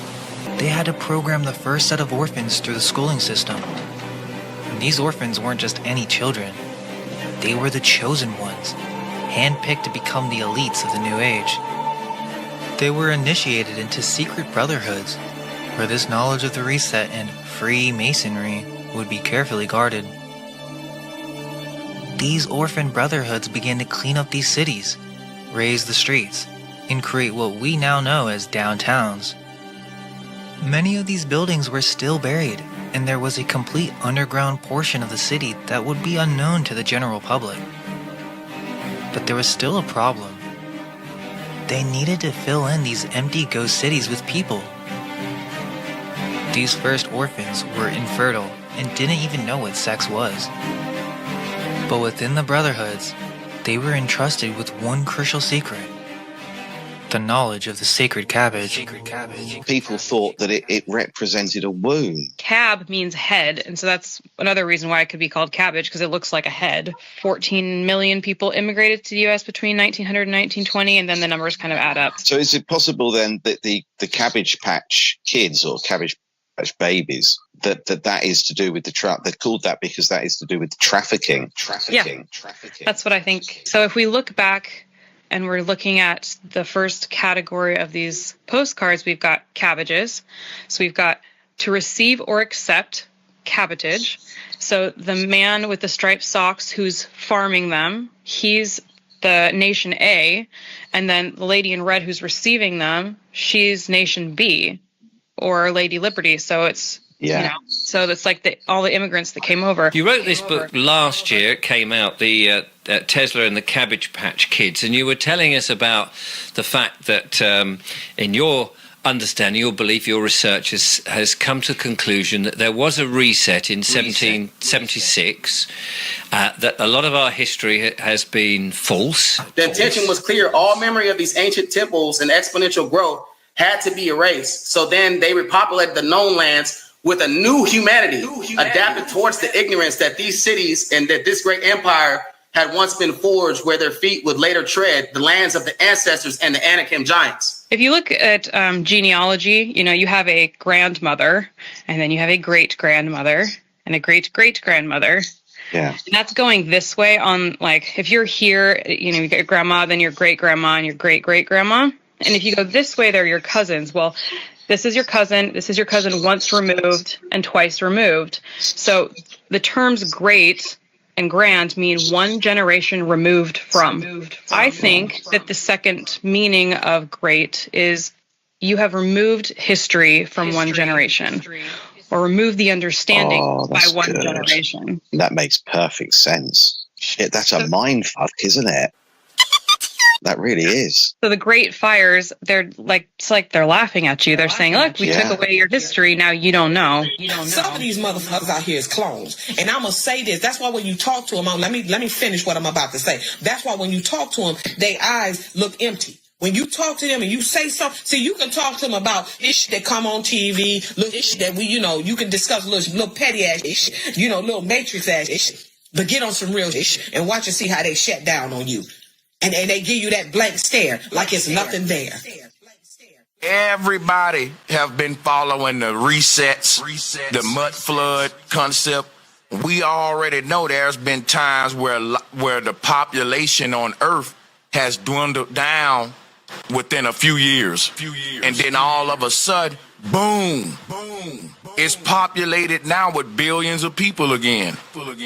And what I'm telling you is, not everybody we see is a conscious being. Most of the people on Earth are non-player characters. It's only a few conscious soul beings within this whole population. This is a theory.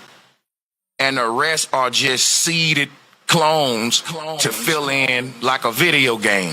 What they do in these cloning centers, which he alleges are in dumb bases, these military bases all across the world, the information from the person to the clone is transmitted during REM sleep. So it's uploaded. These kids, man. You can't tell me this kid is not 56 on the dot. These kids, man. Look at them. This was how they repopulated the empty cities.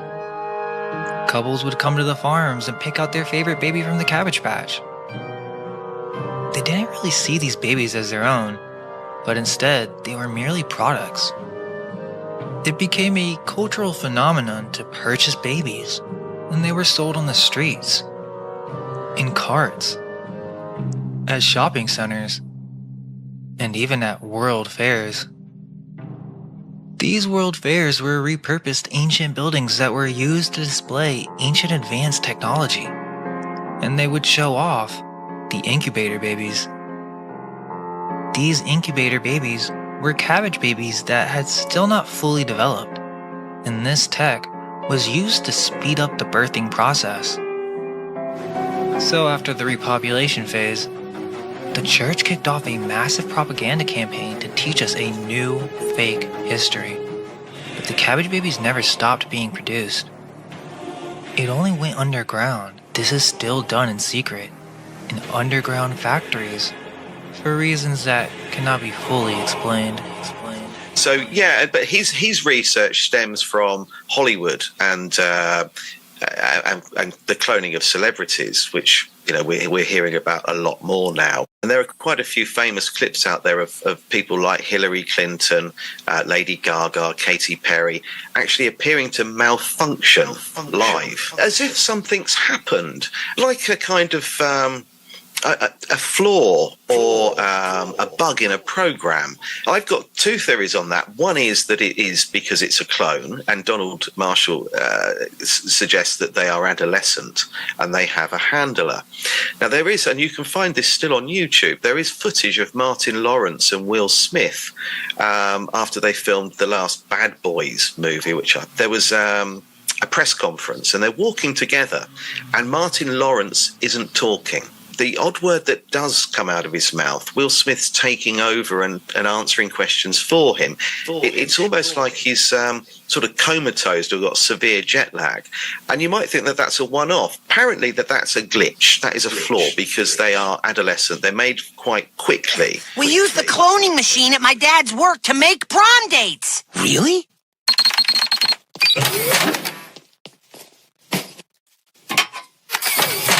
Wait! Ah! Unclone! Control-Z! Control-Z! In every cloning movie, they come out fully grown. This isn't a movie, Steve. This is real life. We don't have time for this. We'll find someplace else. Wait. I'll take him. And that was the selling point, the USP with the incubator babies in the World's Fairs that were launched by Dr. Martin Cooney, that they could grow a 9-month baby within just a few days. And people will be able to find that online if they look. What about those girls' parents? Actually, those are your girls. What? How is this possible? They must be 5 years old by now. Do you realize what this means? At the accelerated rate they're growing, they're going to be the right age for prom by Saturday. Now, I kind of thought that was just a catchy gimmick to promote incubators. But Donald's research suggests that actually, no, they speed up the whole process in these tanks. It goes from, a baby, a fetus almost, to a fully formed human quite quickly in a matter of months rather than years. They have a handler. So they're told exactly what to do. They're infantile. The clone is infantile. They're told exactly what they're supposed to do. Mr. Hart, I can't wait to show you. Please step in. Now, I just want to warn you that we had to cut a few corners. You don't even have to explain it. Trust me, I know all that stuff will be figured out. I just want to see it. This is some sort of human accelerated in its growth and presumably in its mind. Is it? I mean, so it's not a robot, and is it sentient, as in you and I? No, not in the same respect. So it's 770 million people wandering around in 1776. 770 million. 100 years later, that had doubled to just under 1.4 billion in 100 years. But I mean, that includes China? That includes everywhere. When you look at the number of deaths within the same period of time, it's 3.3 billion people died in the same period of time. But during that same period of time, that same 100 years, we lost 3 billion through natural disease. But wait a minute, that sounds like there's more people died than there was to begin with. Yeah. Somewhere the calculation is obviously not right. No, none of it makes any sense at all.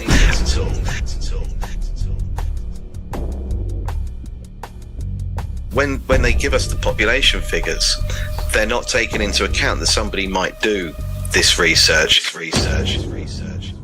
So, where are you from? The CIA. Small world. I work there. And how long have you and Steve been friends? My whole life. 3 days. 3 days? That means you were born on the 30th. You have the same birthday as Selena Gomez. That lucky duck. She has a belly button ring. You should so get one of those. I can't. I don't have a belly button. Now I get it.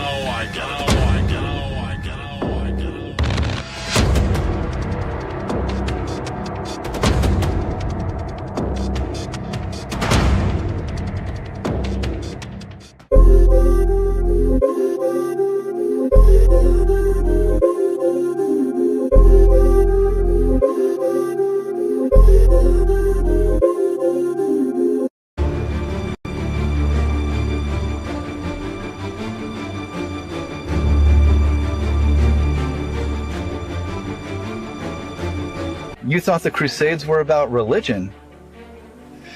They told you it was Christian knights versus Muslim warriors, but in reality, it was Rome versus ancient knowledge. During the Crusades, they didn't just sack cities, they looted them. Baghdad had one of the largest libraries on earth, and then, poof, gone. Constantinople was home to the preserved Greek, Persian, and Egyptian wisdom. What happened? It was looted. Jerusalem, a spiritual portal city that held ancient relics and forgotten tech. Guess where most of it ended up? In the hands of the secret societies or locked away in the Vatican vaults, where it's still hidden today. Then, centuries later, they miraculously rediscovered some of it and called it the Renaissance. This wasn't a religious war. This was a systematic memory wipe. Then when people think of the Inquisition, they imagine witches casting curses and spells. But what's the truth? They were hunting healers, midwives, herbalists, and wisdom keepers. These were the last people carrying the pre-Christian knowledge. Knowledge passed down from Egypt, Babylon, and Atlantis, hidden in villages, forests, and bloodlines. They knew the power of plants, frequencies, and the human body. They had oral traditions, sacred songs, star maps, real science before it was outlawed. But to the church, this was dangerous, because it meant power outside of the system. So they flipped the script, called them witches, labeled them as demons, and burned them alive. This was not spiritual cleansing. This was intellectual genocide. It was never about good versus evil. It was about control versus freedom. Then we had World War I and II. They weren't just about borders and politics. They were about erasing the last traces of the old world. Before the wars, Europe, Asia, and parts of America were still filled with massive stone structures, cathedrals, star forts, domes, towers, built with a level of precision we still cannot explain. They called them Gothic or Victorian, but most people couldn't tell you who built them, when they were built, or how they were built. Then the bombs started falling, city after city. Dresden, Berlin, Warsaw, Nagasaki. These were not just strategic targets. They were full of Tartarian-style architecture, and it all got wiped out. After that, boom, the New World Order. The UN, the IMF, the WHO, the globalist banking, mass surveillance, a complete reset of identity, culture, and memory. They didn't just win the war, they rewrote the map and the timeline. This wasn't about freedom. It was the final phase of the reset. They can reset history, but they cannot stop us from remembering the truth.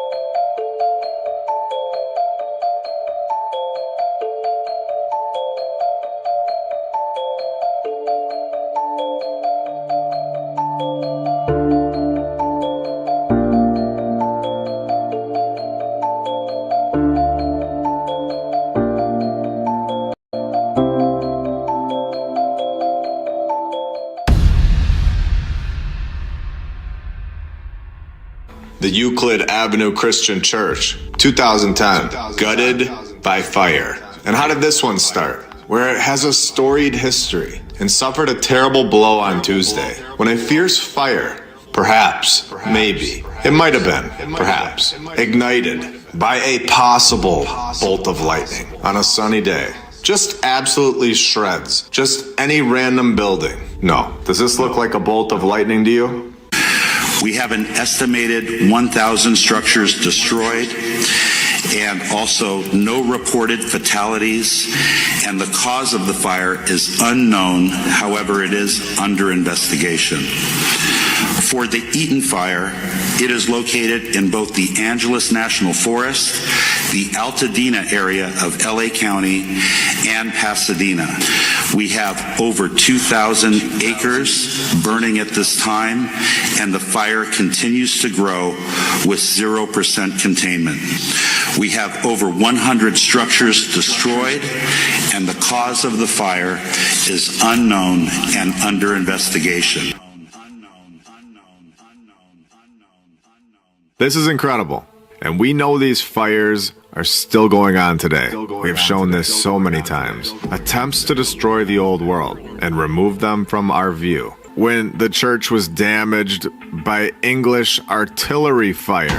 And this was probably, maybe, it might have been, but will forever be a mystery, probably when the eastern parts were destroyed. This all happening in 1560, you know, the same exact time as when they finally got the color blue and red for their duck feathers. But when you think about what has gone on in LA over the last 3 days, and granted, keep in mind, this is just the latest fire. This doesn't mean the other fires that we've been covering were intentionally shot. We don't we don't know.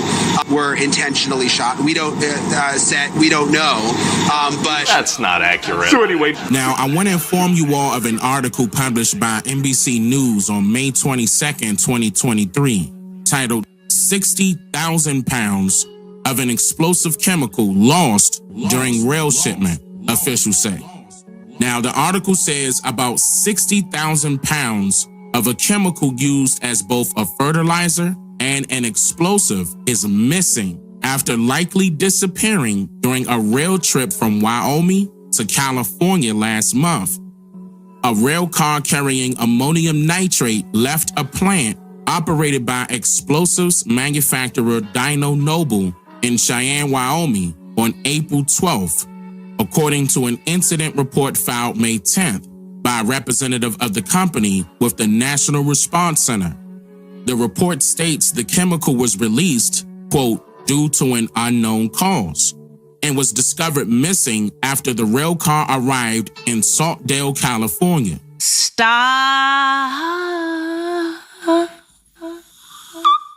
The cap. Ammonium nitrate has been a key ingredient in both terrorist attacks and fatal accidents. Now, this article discusses various instances where this chemical was used, resulting in the deaths of numerous innocent people, both in America and abroad. It cites a source from California law enforcement stating that the disappearance of this chemical, quote, does not appear to be connected to any domestic terrorism threat.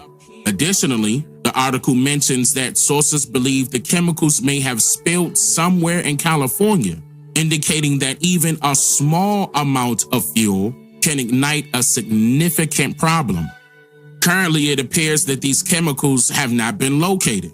As of today, 2025, since authorities believe this situation does not pose a domestic threat, I suspect this may partially explain why wildfires in California started and spread rapidly throughout Southern California. Just last year, major insurance companies coincidentally abandoned California, resulting in millions of residents losing their home insurance coverage.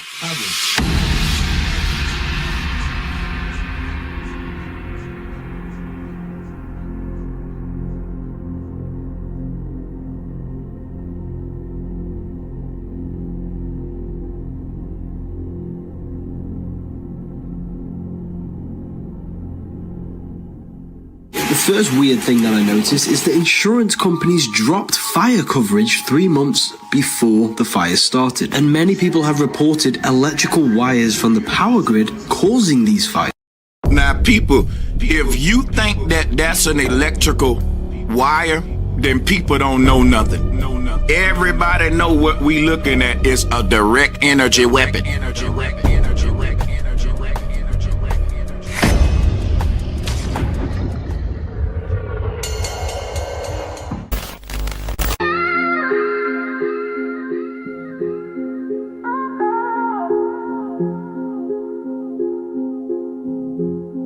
Okay, you want honesty? Yes. Which one of these am I? Go ahead. This one? Feel free. Me? Right here? Please. All right, check this out. You'll Check know this out. that a reset took place, and our civilization was just running around finding things in the 18 and 1900s from the old world.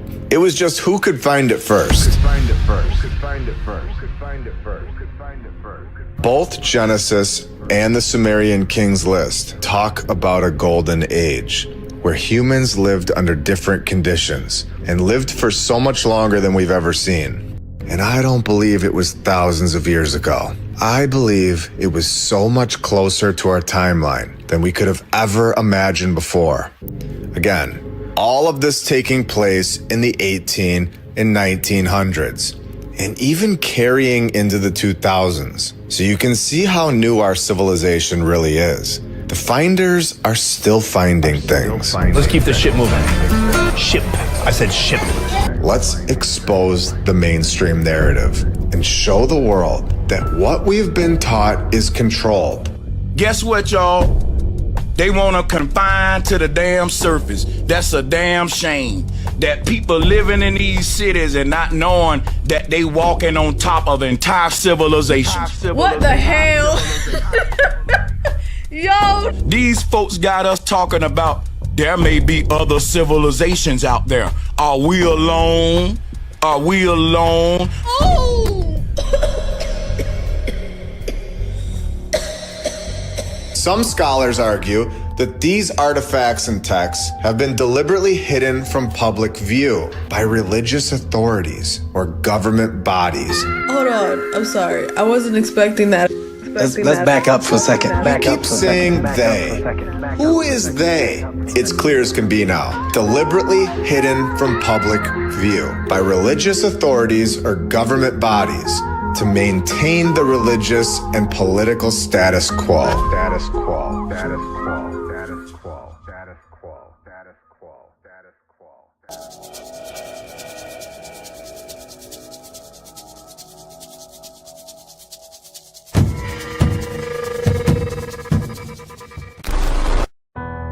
Three major colonizing races have kept humanity and many others under their control. They use fear, lies, and manipulation to stay in power. The reset of 1728, which brought down the empire of Great Tartaria, and with it the Anakim giants, would not be forgotten by the custodians and the Anunnaki. The reset marked the disappearance of ancient civilizations like Great Tartaria and the humanity of the Anakim. Those who survived were subjected to a system designed to suppress their spiritual potential and keep them in a constant state of insignificance. As is known, some Anakim and ancestral humans managed to escape through southern passages in what is now called Antarctica. I'd like to go to Antarctica. It's quiet there. It's quiet there. Establishing great colonies in lands surrounding what we know as the ice walls and the first dome. This is where the goofy shit stops and I stop joking around too much. This is where you meet intelligence, okay? Many lands were attacked before they could fully grow. Their people left broken, their histories rewritten, and their dreams destroyed. In these lands, the invaders took everything, leaving behind scars and emptiness. Humanity shares this story of loss. Long ago, its place in the world was stolen, and now it struggles to find its way back. The colonizers remain in control, draining humanity's spirit little by little. That's pretty intense. No, it's not actually. So then everybody's friends and everybody's happy and don't think about that thing too much. The fall of the great cities began with an ominous sign, a thick, suffocating black smoke that crept through the streets like a living shadow. It marked the arrival of the custodian's wrath, a calculated retaliation that would dismantle an empire built on hope and unity. This empire, the Great Tartary, had been a beacon of human and giant collaboration, a rare era where knowledge and technology were shared to create a society capable of standing against oppression. The giants had brought humanity tools and ideas beyond anything they had ever imagined. Together, they achieved remarkable progress, using their combined intellect and strength to challenge the dominance of the custodians. But even with their advancements, the Great War came faster than anyone had expected. The Tartary's defenses, though impressive, were no match for the custodians' relentless assault. The custodians aimed straight for the heart of Tartary. Their attacks were ruthless, leaving cities in ruins and morale in tatters. A great flood followed, devastating the lands further. Hope flickered as the Anakim, a faction of giants who had allied with humanity, fought valiantly using their advanced technology, and the fall of the four great centers sealed their fate. The war left unimaginable destruction in its wake. Cities once bustling with life were reduced to ruins, engulfed in flames, or buried in darkness.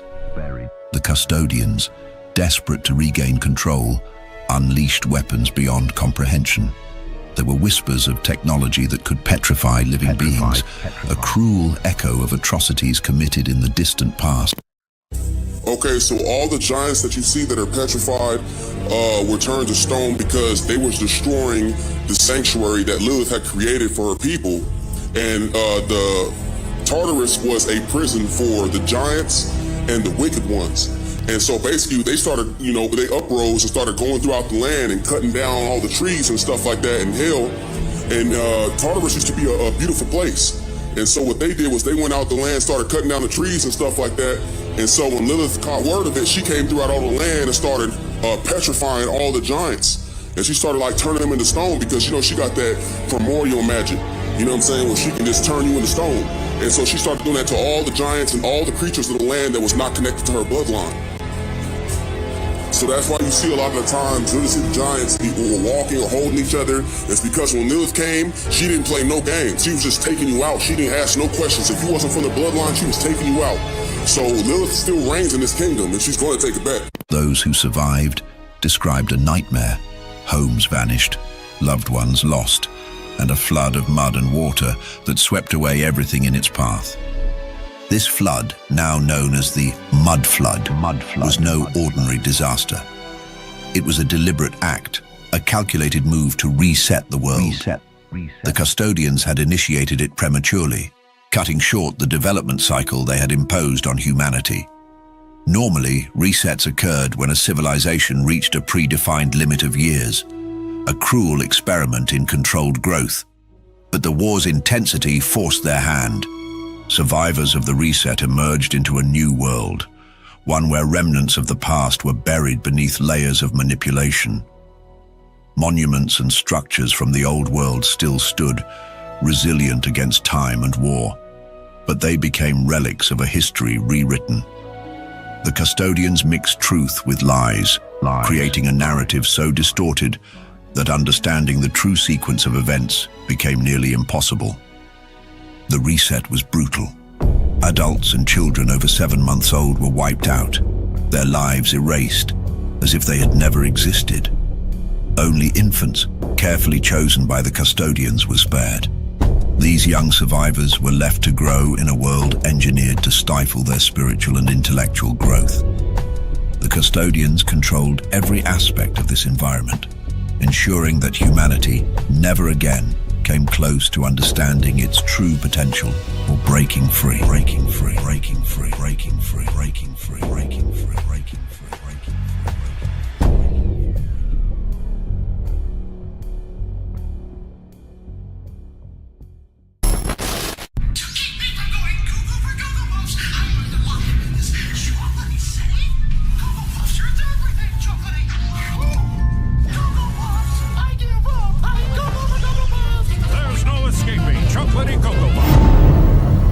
The thing that's strange about Cocoa Puff commercials is that Sonny the Cuckoo Bird isn't trying to get the cereal, he's actively trying to avoid it. How do I escape the great taste of Cocoa Puffs? What if I told you that beneath the surface of these colorful cereal advertisements is one of the most dark and complex underlying narratives I have ever seen in a piece of media? A hidden story of addiction, war, betrayal, and a massive conspiracy about the world Sonny lives in that no one has discovered before today. I promise you that after this, you will never be able to watch a Cocoa Puff commercial the same way again. This is the Cocoa Puffs Conspiracy.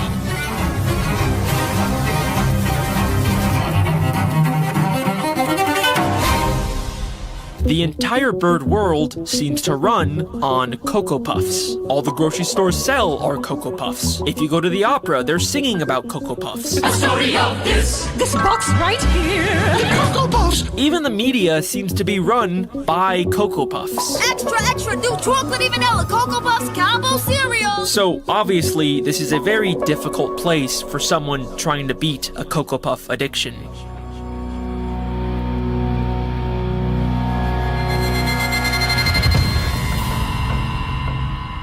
When chocolatey and vanilla combine, there's no escape. Two massive Cocoa Puffs in the sky crash into each other and begin raining down Cocoa Puffs all over the city. The people start screaming and running for their lives as the entire city is consumed by chocolate and vanilla. Don't go, Cocoa! Don't go, Cocoa! But after Sunny goes cuckoo, we cut back and see that everyone is now enjoying the cereal. No chocolate and vanilla Cocoa Puffs combos, part of this good breakfast. Now in bowls everywhere. Something has changed. This is not a world where everyone has always loved Cocoa Puffs. I think that this is a world that has been taken over. Long before the current generations walked these lands, there was an event that changed the course of history. This took place in Hyperborea long ago, but not as distant as the official history books claim about humanity walking the known continents.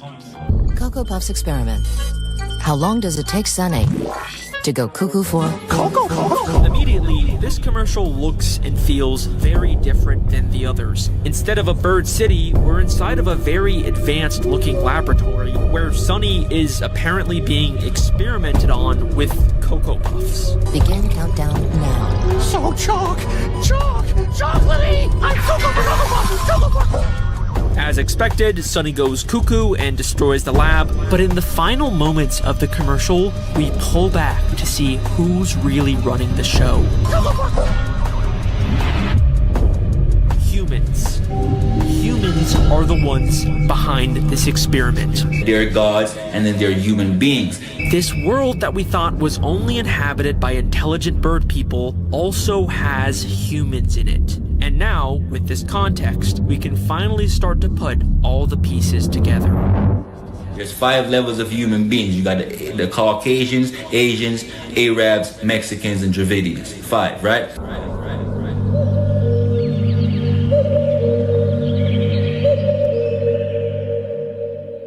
So here is my theory.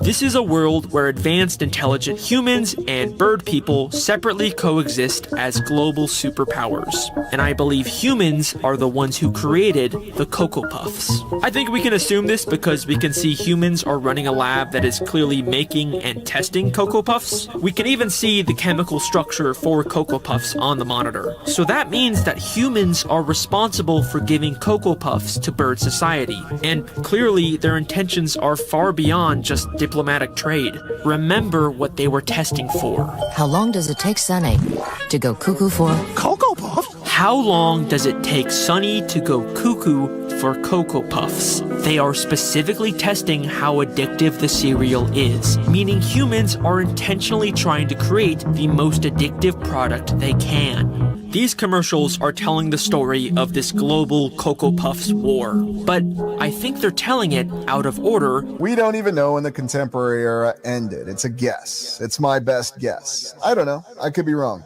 It could be the 100-year reset. Heck, it could be a total reset every 5 minutes for all we know. Or it could be on a much longer timeline. We don't have any idea. What's the actual time that each era consists of? How frequent do these resets happen? Do they happen every 1,000 years, every 100 years, every 10,000 years, every 25,000 years? Of course, that's if a year is what we think of it as, right? And this lab commercial is at the start of the timeline, showing us the creation of Cocoa Puffs. The humans use Sunny as a guinea pig to create an extremely addictive cereal, and they even made him the mascot on the box to help sell it to other birds. All aboard for the Cocoa Puffs train.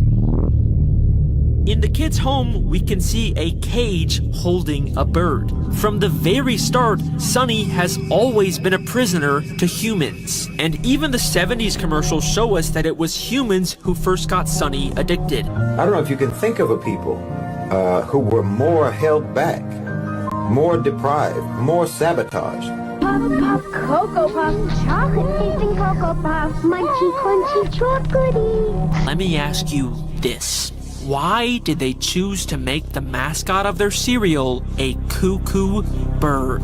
Sure, it's partially because cuckoo sounds like cuckoo, but I think there's a deeper reason. What are cuckoo birds? They're brood parasites. Instead of raising their young, they secretly lay their eggs into the nest of other bird species, and once the baby cuckoo hatches, they proceed to kill the other birds and take over the nest from within. The cuckoo chick instinctively pushes out any other eggs in the nest. They are literally the sleeper agents of birds. This is exactly what's happening in these commercials. Humans secretly inserted Sunny into bird society, and he took it over from within, just like a cuckoo bird. And the humans didn't just randomly insert Sunny into any old nest. Take a look at the commercial where we see Sunny's grandpa's house. I keep Sunny from going cuckoo. I'm gonna hide Cocoa Puffs in this room. They're in a hallway full of what I assume are family photos. And if you look closely, you can see a picture of the main military bird. The humans inserted Sunny into a family with a high-ranking military officer, which allowed Sunny to use that connection to get into the military headquarters and perform the coup. Why? Because more than anyone else, Sunny knows the truth about this world. He knows all the horrible things humans have done to bird society. I think Sunny's grandpa is working for the humans. Sunny is the mascot for Cocoa Puffs, and if humans are going to continue to use Cocoa Puffs to control bird society, then they can't have the mascot on the box actively trying to avoid and discredit the cereal. By refusing to present certain information, and by influencing people to dismiss, to dissuade them from looking into certain information, because they're telling you that it's unimportant or unnecessary to consider, many modern institutions like media, like so-called education institutions, are seeking to actually control human perceptions, or let's call it outright what it really is, to control the mind. Why is Gramps Sunny's only parental figure? Where are Sunny's parents? Like, even if Sunny was a brood parasite inserted into this family, he'd still have parents before grandparents, right?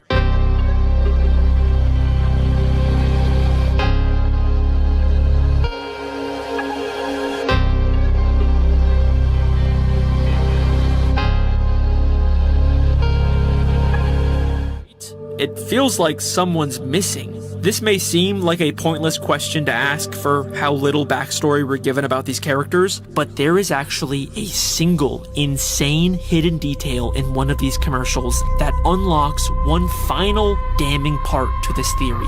Remember those family photos that had the military guy in them? If you look closely, the hallway is full of different bird people, all with boxes of Cocoa Puffs, except for one photo that shows a female bird all by herself. And it's the only photo with no Cocoa Puffs. It's a really weird detail to include, but what's even stranger is that when Sunny is about to open the door to release the Cocoa Puffs, the photo changes to show the woman is afraid for Sunny. Sure, maybe this was just supposed to be a cartoony way to emphasize the danger, but then why is she the only photo that changes? The birds in the photo right next to her are completely indifferent to Sunny's struggle. This feels like the animators are intentionally trying to tell us something about specifically this female bird that we've never seen before. And trust me, I've checked. She doesn't show up in the background of any of the other commercials. So here is the final part of my theory. I think this is Sunny's mother. Maybe his real mother, or maybe his adopted mother from the whole brood parasite thing. Just like Sunny, she was clearly aware of the dangers of Cocoa Puffs and wanted to avoid them. But unlike everyone else, why don't we see her in any of these commercials? I think it's because she tried to protect her son from the dangers of Cocoa Puffs, and the humans who needed Sunny for their plans murdered her because of it.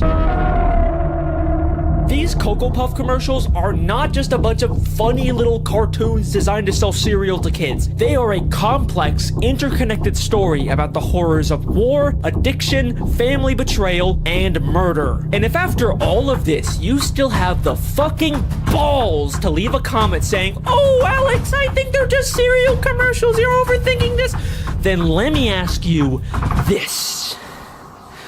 Why did they decide to make the characters in these commercials birds? Birds can't eat chocolate. Chocolate is poisonous to birds. The entire bird world is slowly being poisoned by Cocoa Puffs so that humans are the only dominant species on this planet. Or maybe they're just cereal commercials, I don't know.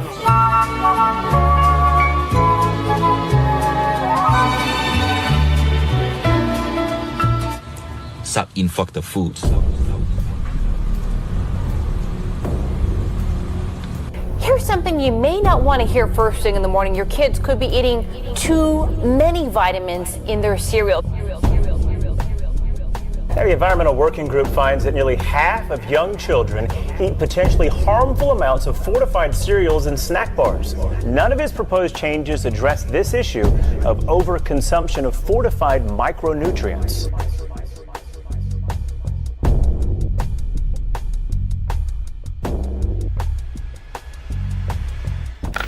Literally more than 1,200 buildings, family.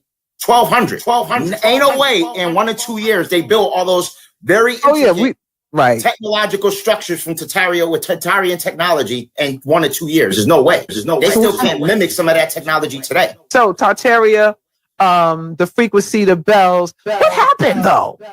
Well, I mean, there was a great reset. Step 1. Cut them off from the ether. A golden age means humans are in resonance with nature, with energy, with the source itself. That has to go. Destroy the natural energy grid. Collapse the Tartarian ether tech. Bury the pyramids. Disrupt ley lines. Replace free energy with controlled scarcity. Introduce money, fuel, and artificial power grids. Step 2. Rewrite history. If people remember the truth, they'll try to reclaim it. So, erase all records of the past, burn libraries, rewrite textbooks, call the old world a mystery. All right. So what happened? So, and also, just to elaborate more on certain things, Tartarian music also was a scientific breakthrough for vibration. All right. Okay. Is that like they introduced the bells. The Tartaria was the introduction of the bells. Now, this is going to be debatable if you don't believe in reptilians and extraterrestrials, but somehow the shapeshifters would kind of get distorted out of their shape when the bell would ring. They said that the bells, that the cymatics will alter the vibration, and they would oftentimes, reptilian would be in a human form but shift. They couldn't hold their shape, so they had to get rid of all the bells. Sound, when structured properly, can rearrange matter, synchronize brainwaves, and even alter human neurological perception.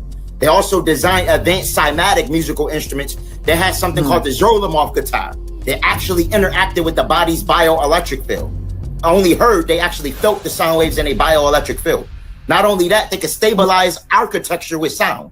I'm going to be honest. The World Wars, the Great Fire of London, the 1906 San Francisco earthquake, and even Napoleon Bonaparte Russia was all planned. All right. What if I told you all of that was planned? Meticulously planned to basically eradicate other remnants of Tartaria, ancient Tartaria. They didn't want us having that. So they would basically create these false events, basically to eradicate remnants of Tartaria, basically. So let me ask you, who do you think planned this? I mean, we talking about the 1% shadow government. Now we talking about the dark brotherhood. We talking about now let's unpack this a little bit. Now you said let's talk about this. Now let me no, it's cool because you get me amped and I'm trying to be cool with it. I'm over here eating some sea moss and I'm already lit. But anyway, this dark brotherhood. We talking extraterrestrials. We talking baby stems. Okay, but this 1% from something. Like who are these dark beings, in your opinion? These dark beings, these dark forces that's coming over here, creating all this disturbances, right? Changing identity, changing the occupancy of Tartaria, creating resets. Who's up there pressing these buttons, in your opinion, and leaving these representatives here in the name of the 1% that's wreaking all this havoc on the planet? Well, just to piggyback off what the God said, we know the truth. He basically implied that we are basically gods and goddesses. We have superpowers. We are really very powerful beings. Everything you see in regards to these superheroes are predicated on ancient abilities that our ancestors had. All right.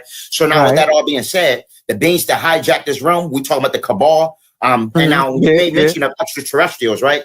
Somehow, a lot of these nefarious beings come from the Orion star constellation. All right. They said that there was 7 resets here. They said the first one was in 1189 BC, and then it goes to the last one, which was 1728, and that was the war against the custodians and the Anunnaki, and the intervention of the giants that came and tried to help pretty much the Ancestral Republic. They came there to help the Ancestral Republic to try to escape, but they couldn't escape. So they basically pushed them back in, and now they're stuck outside the ice wall, right outside the ice wall, but they can't leave. And so that's what they're trying to do right now. They're trying to basically figure out how to get out this whole district, because they want to leave, because they know that this realm is going to be given back to the original rulers of this land. You know what I'm saying? Really, the rulers of the galaxy, and they don't want to be here for that. Great reset. Tartaria was a reset. The whole Maud flood was a reset. The flood that transpired in regards to the water flood that we hear about, the Epic of Gilgamesh, are another reset. But the Great Reset, the World Wars, all the World Wars was resets. All right. I mentioned the Great Fire of London in 1906, another reset. All right. San Francisco earthquake, another reset. All of this is associated with remnants of Tartaria and ancient civilizations that they want to eradicate any proof or evidence of. What we call aliens are simply the civilizations living beyond the ice wall of Antarctica. It's not some distant galaxy or a sci-fi fantasy. It's Earth, right here, hidden in plain sight, but beyond what we're allowed to see. These advanced civilizations have technology so beyond our understanding that when their ships soar through the skies, we mistake them for extraterrestrial crafts. But they're not from space. They're from regions on this planet we've been kept from exploring. Why the lie? The oligarchs, the ones pulling the strings, want to keep us in fear of the unknown. Aliens, outer space, it's all a smokescreen. They don't want us asking questions about what's really out there. These civilizations are light years ahead of us in tech and knowledge. That's why the narrative is controlled. They don't want you to even imagine the idea that there's more to Earth than you've been told. But trust me, it's not aliens coming for us.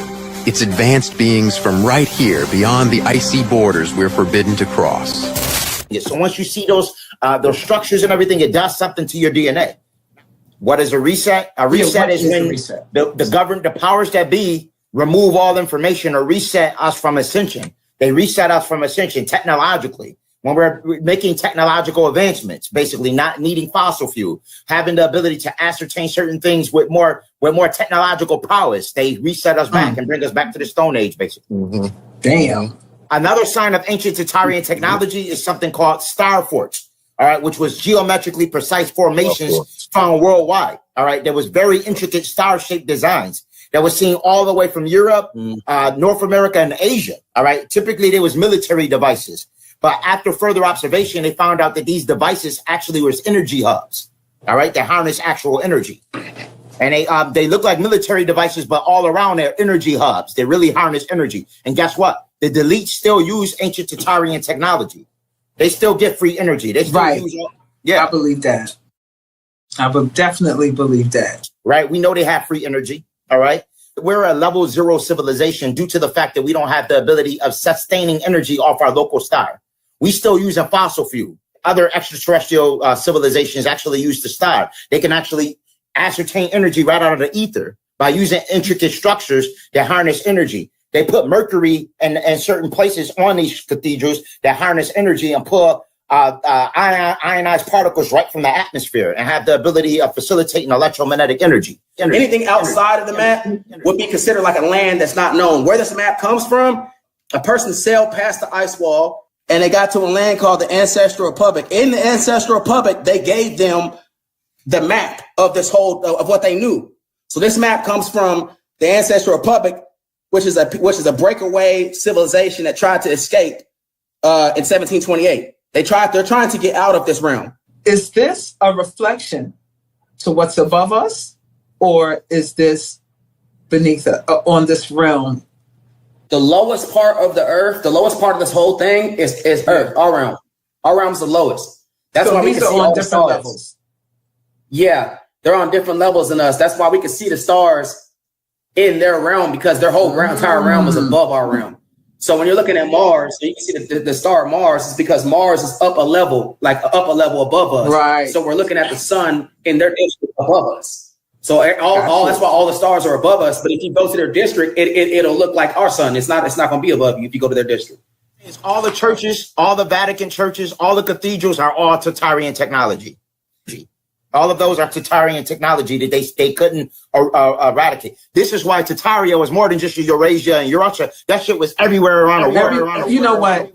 Okay, so right here, you have the center, right? This is where everything originates from. And then you got the Anunnaki lands, which is dark. Remember, because I said there's stories in the Zechariah Sitchin where they came to our land and they couldn't take the sun. They couldn't take the light on our district. But yeah, so basically, do you see how this district is dark? And also, what is another dark district? The custodians. Okay, so that was the last reset, 1728. And I want to read this to y'all real quick, just so y'all can see what happened. It says, having lost the war against the Anunnaki, the custodians returned to find their most prized human colony in a state of great technological advancement and rebellion. It says, fearing they would lose control completely, the custodians again joined the Anunnaki in a treaty to plan a new reset. And it says the reset was carried out through a great mud flood generated by the Anunnaki pyramids combined with the controlled explosions to destroy the great cores in the center of Tartarus. Right? Because they don't want us to take the rulership of the galaxy. They want to keep resetting us back and keep resetting us because they don't want us to claim dominion. And in this age of awakening, one of the things we have to become children and childlike in order to learn the truth, because we've been lied to about every day. Let's cut the act. Are you free? Can you live without money? Can you build whatever you want, wherever you want? Can you leave the artificial borders they drew on a map without asking permission? Can you even think freely without being bombarded by programming, censorship, and engineered fear? No, bro, you're not free. None of us are. The prison was built so well that people don't even see the bars. The freest country in the world is actually the most advanced psychological control system ever created. It's not about chains, it's about consent. If they make you believe you're free, you won't try to escape. That's why America is the perfect loosh farm. They sell you freedom while taxing every breath you take. They let you vote so you think you have power, while the real rulers remain hidden. They give you choices that all lead to the same destination, servitude. And it's not just America, it's the entire world. Some places are just more obvious about the control.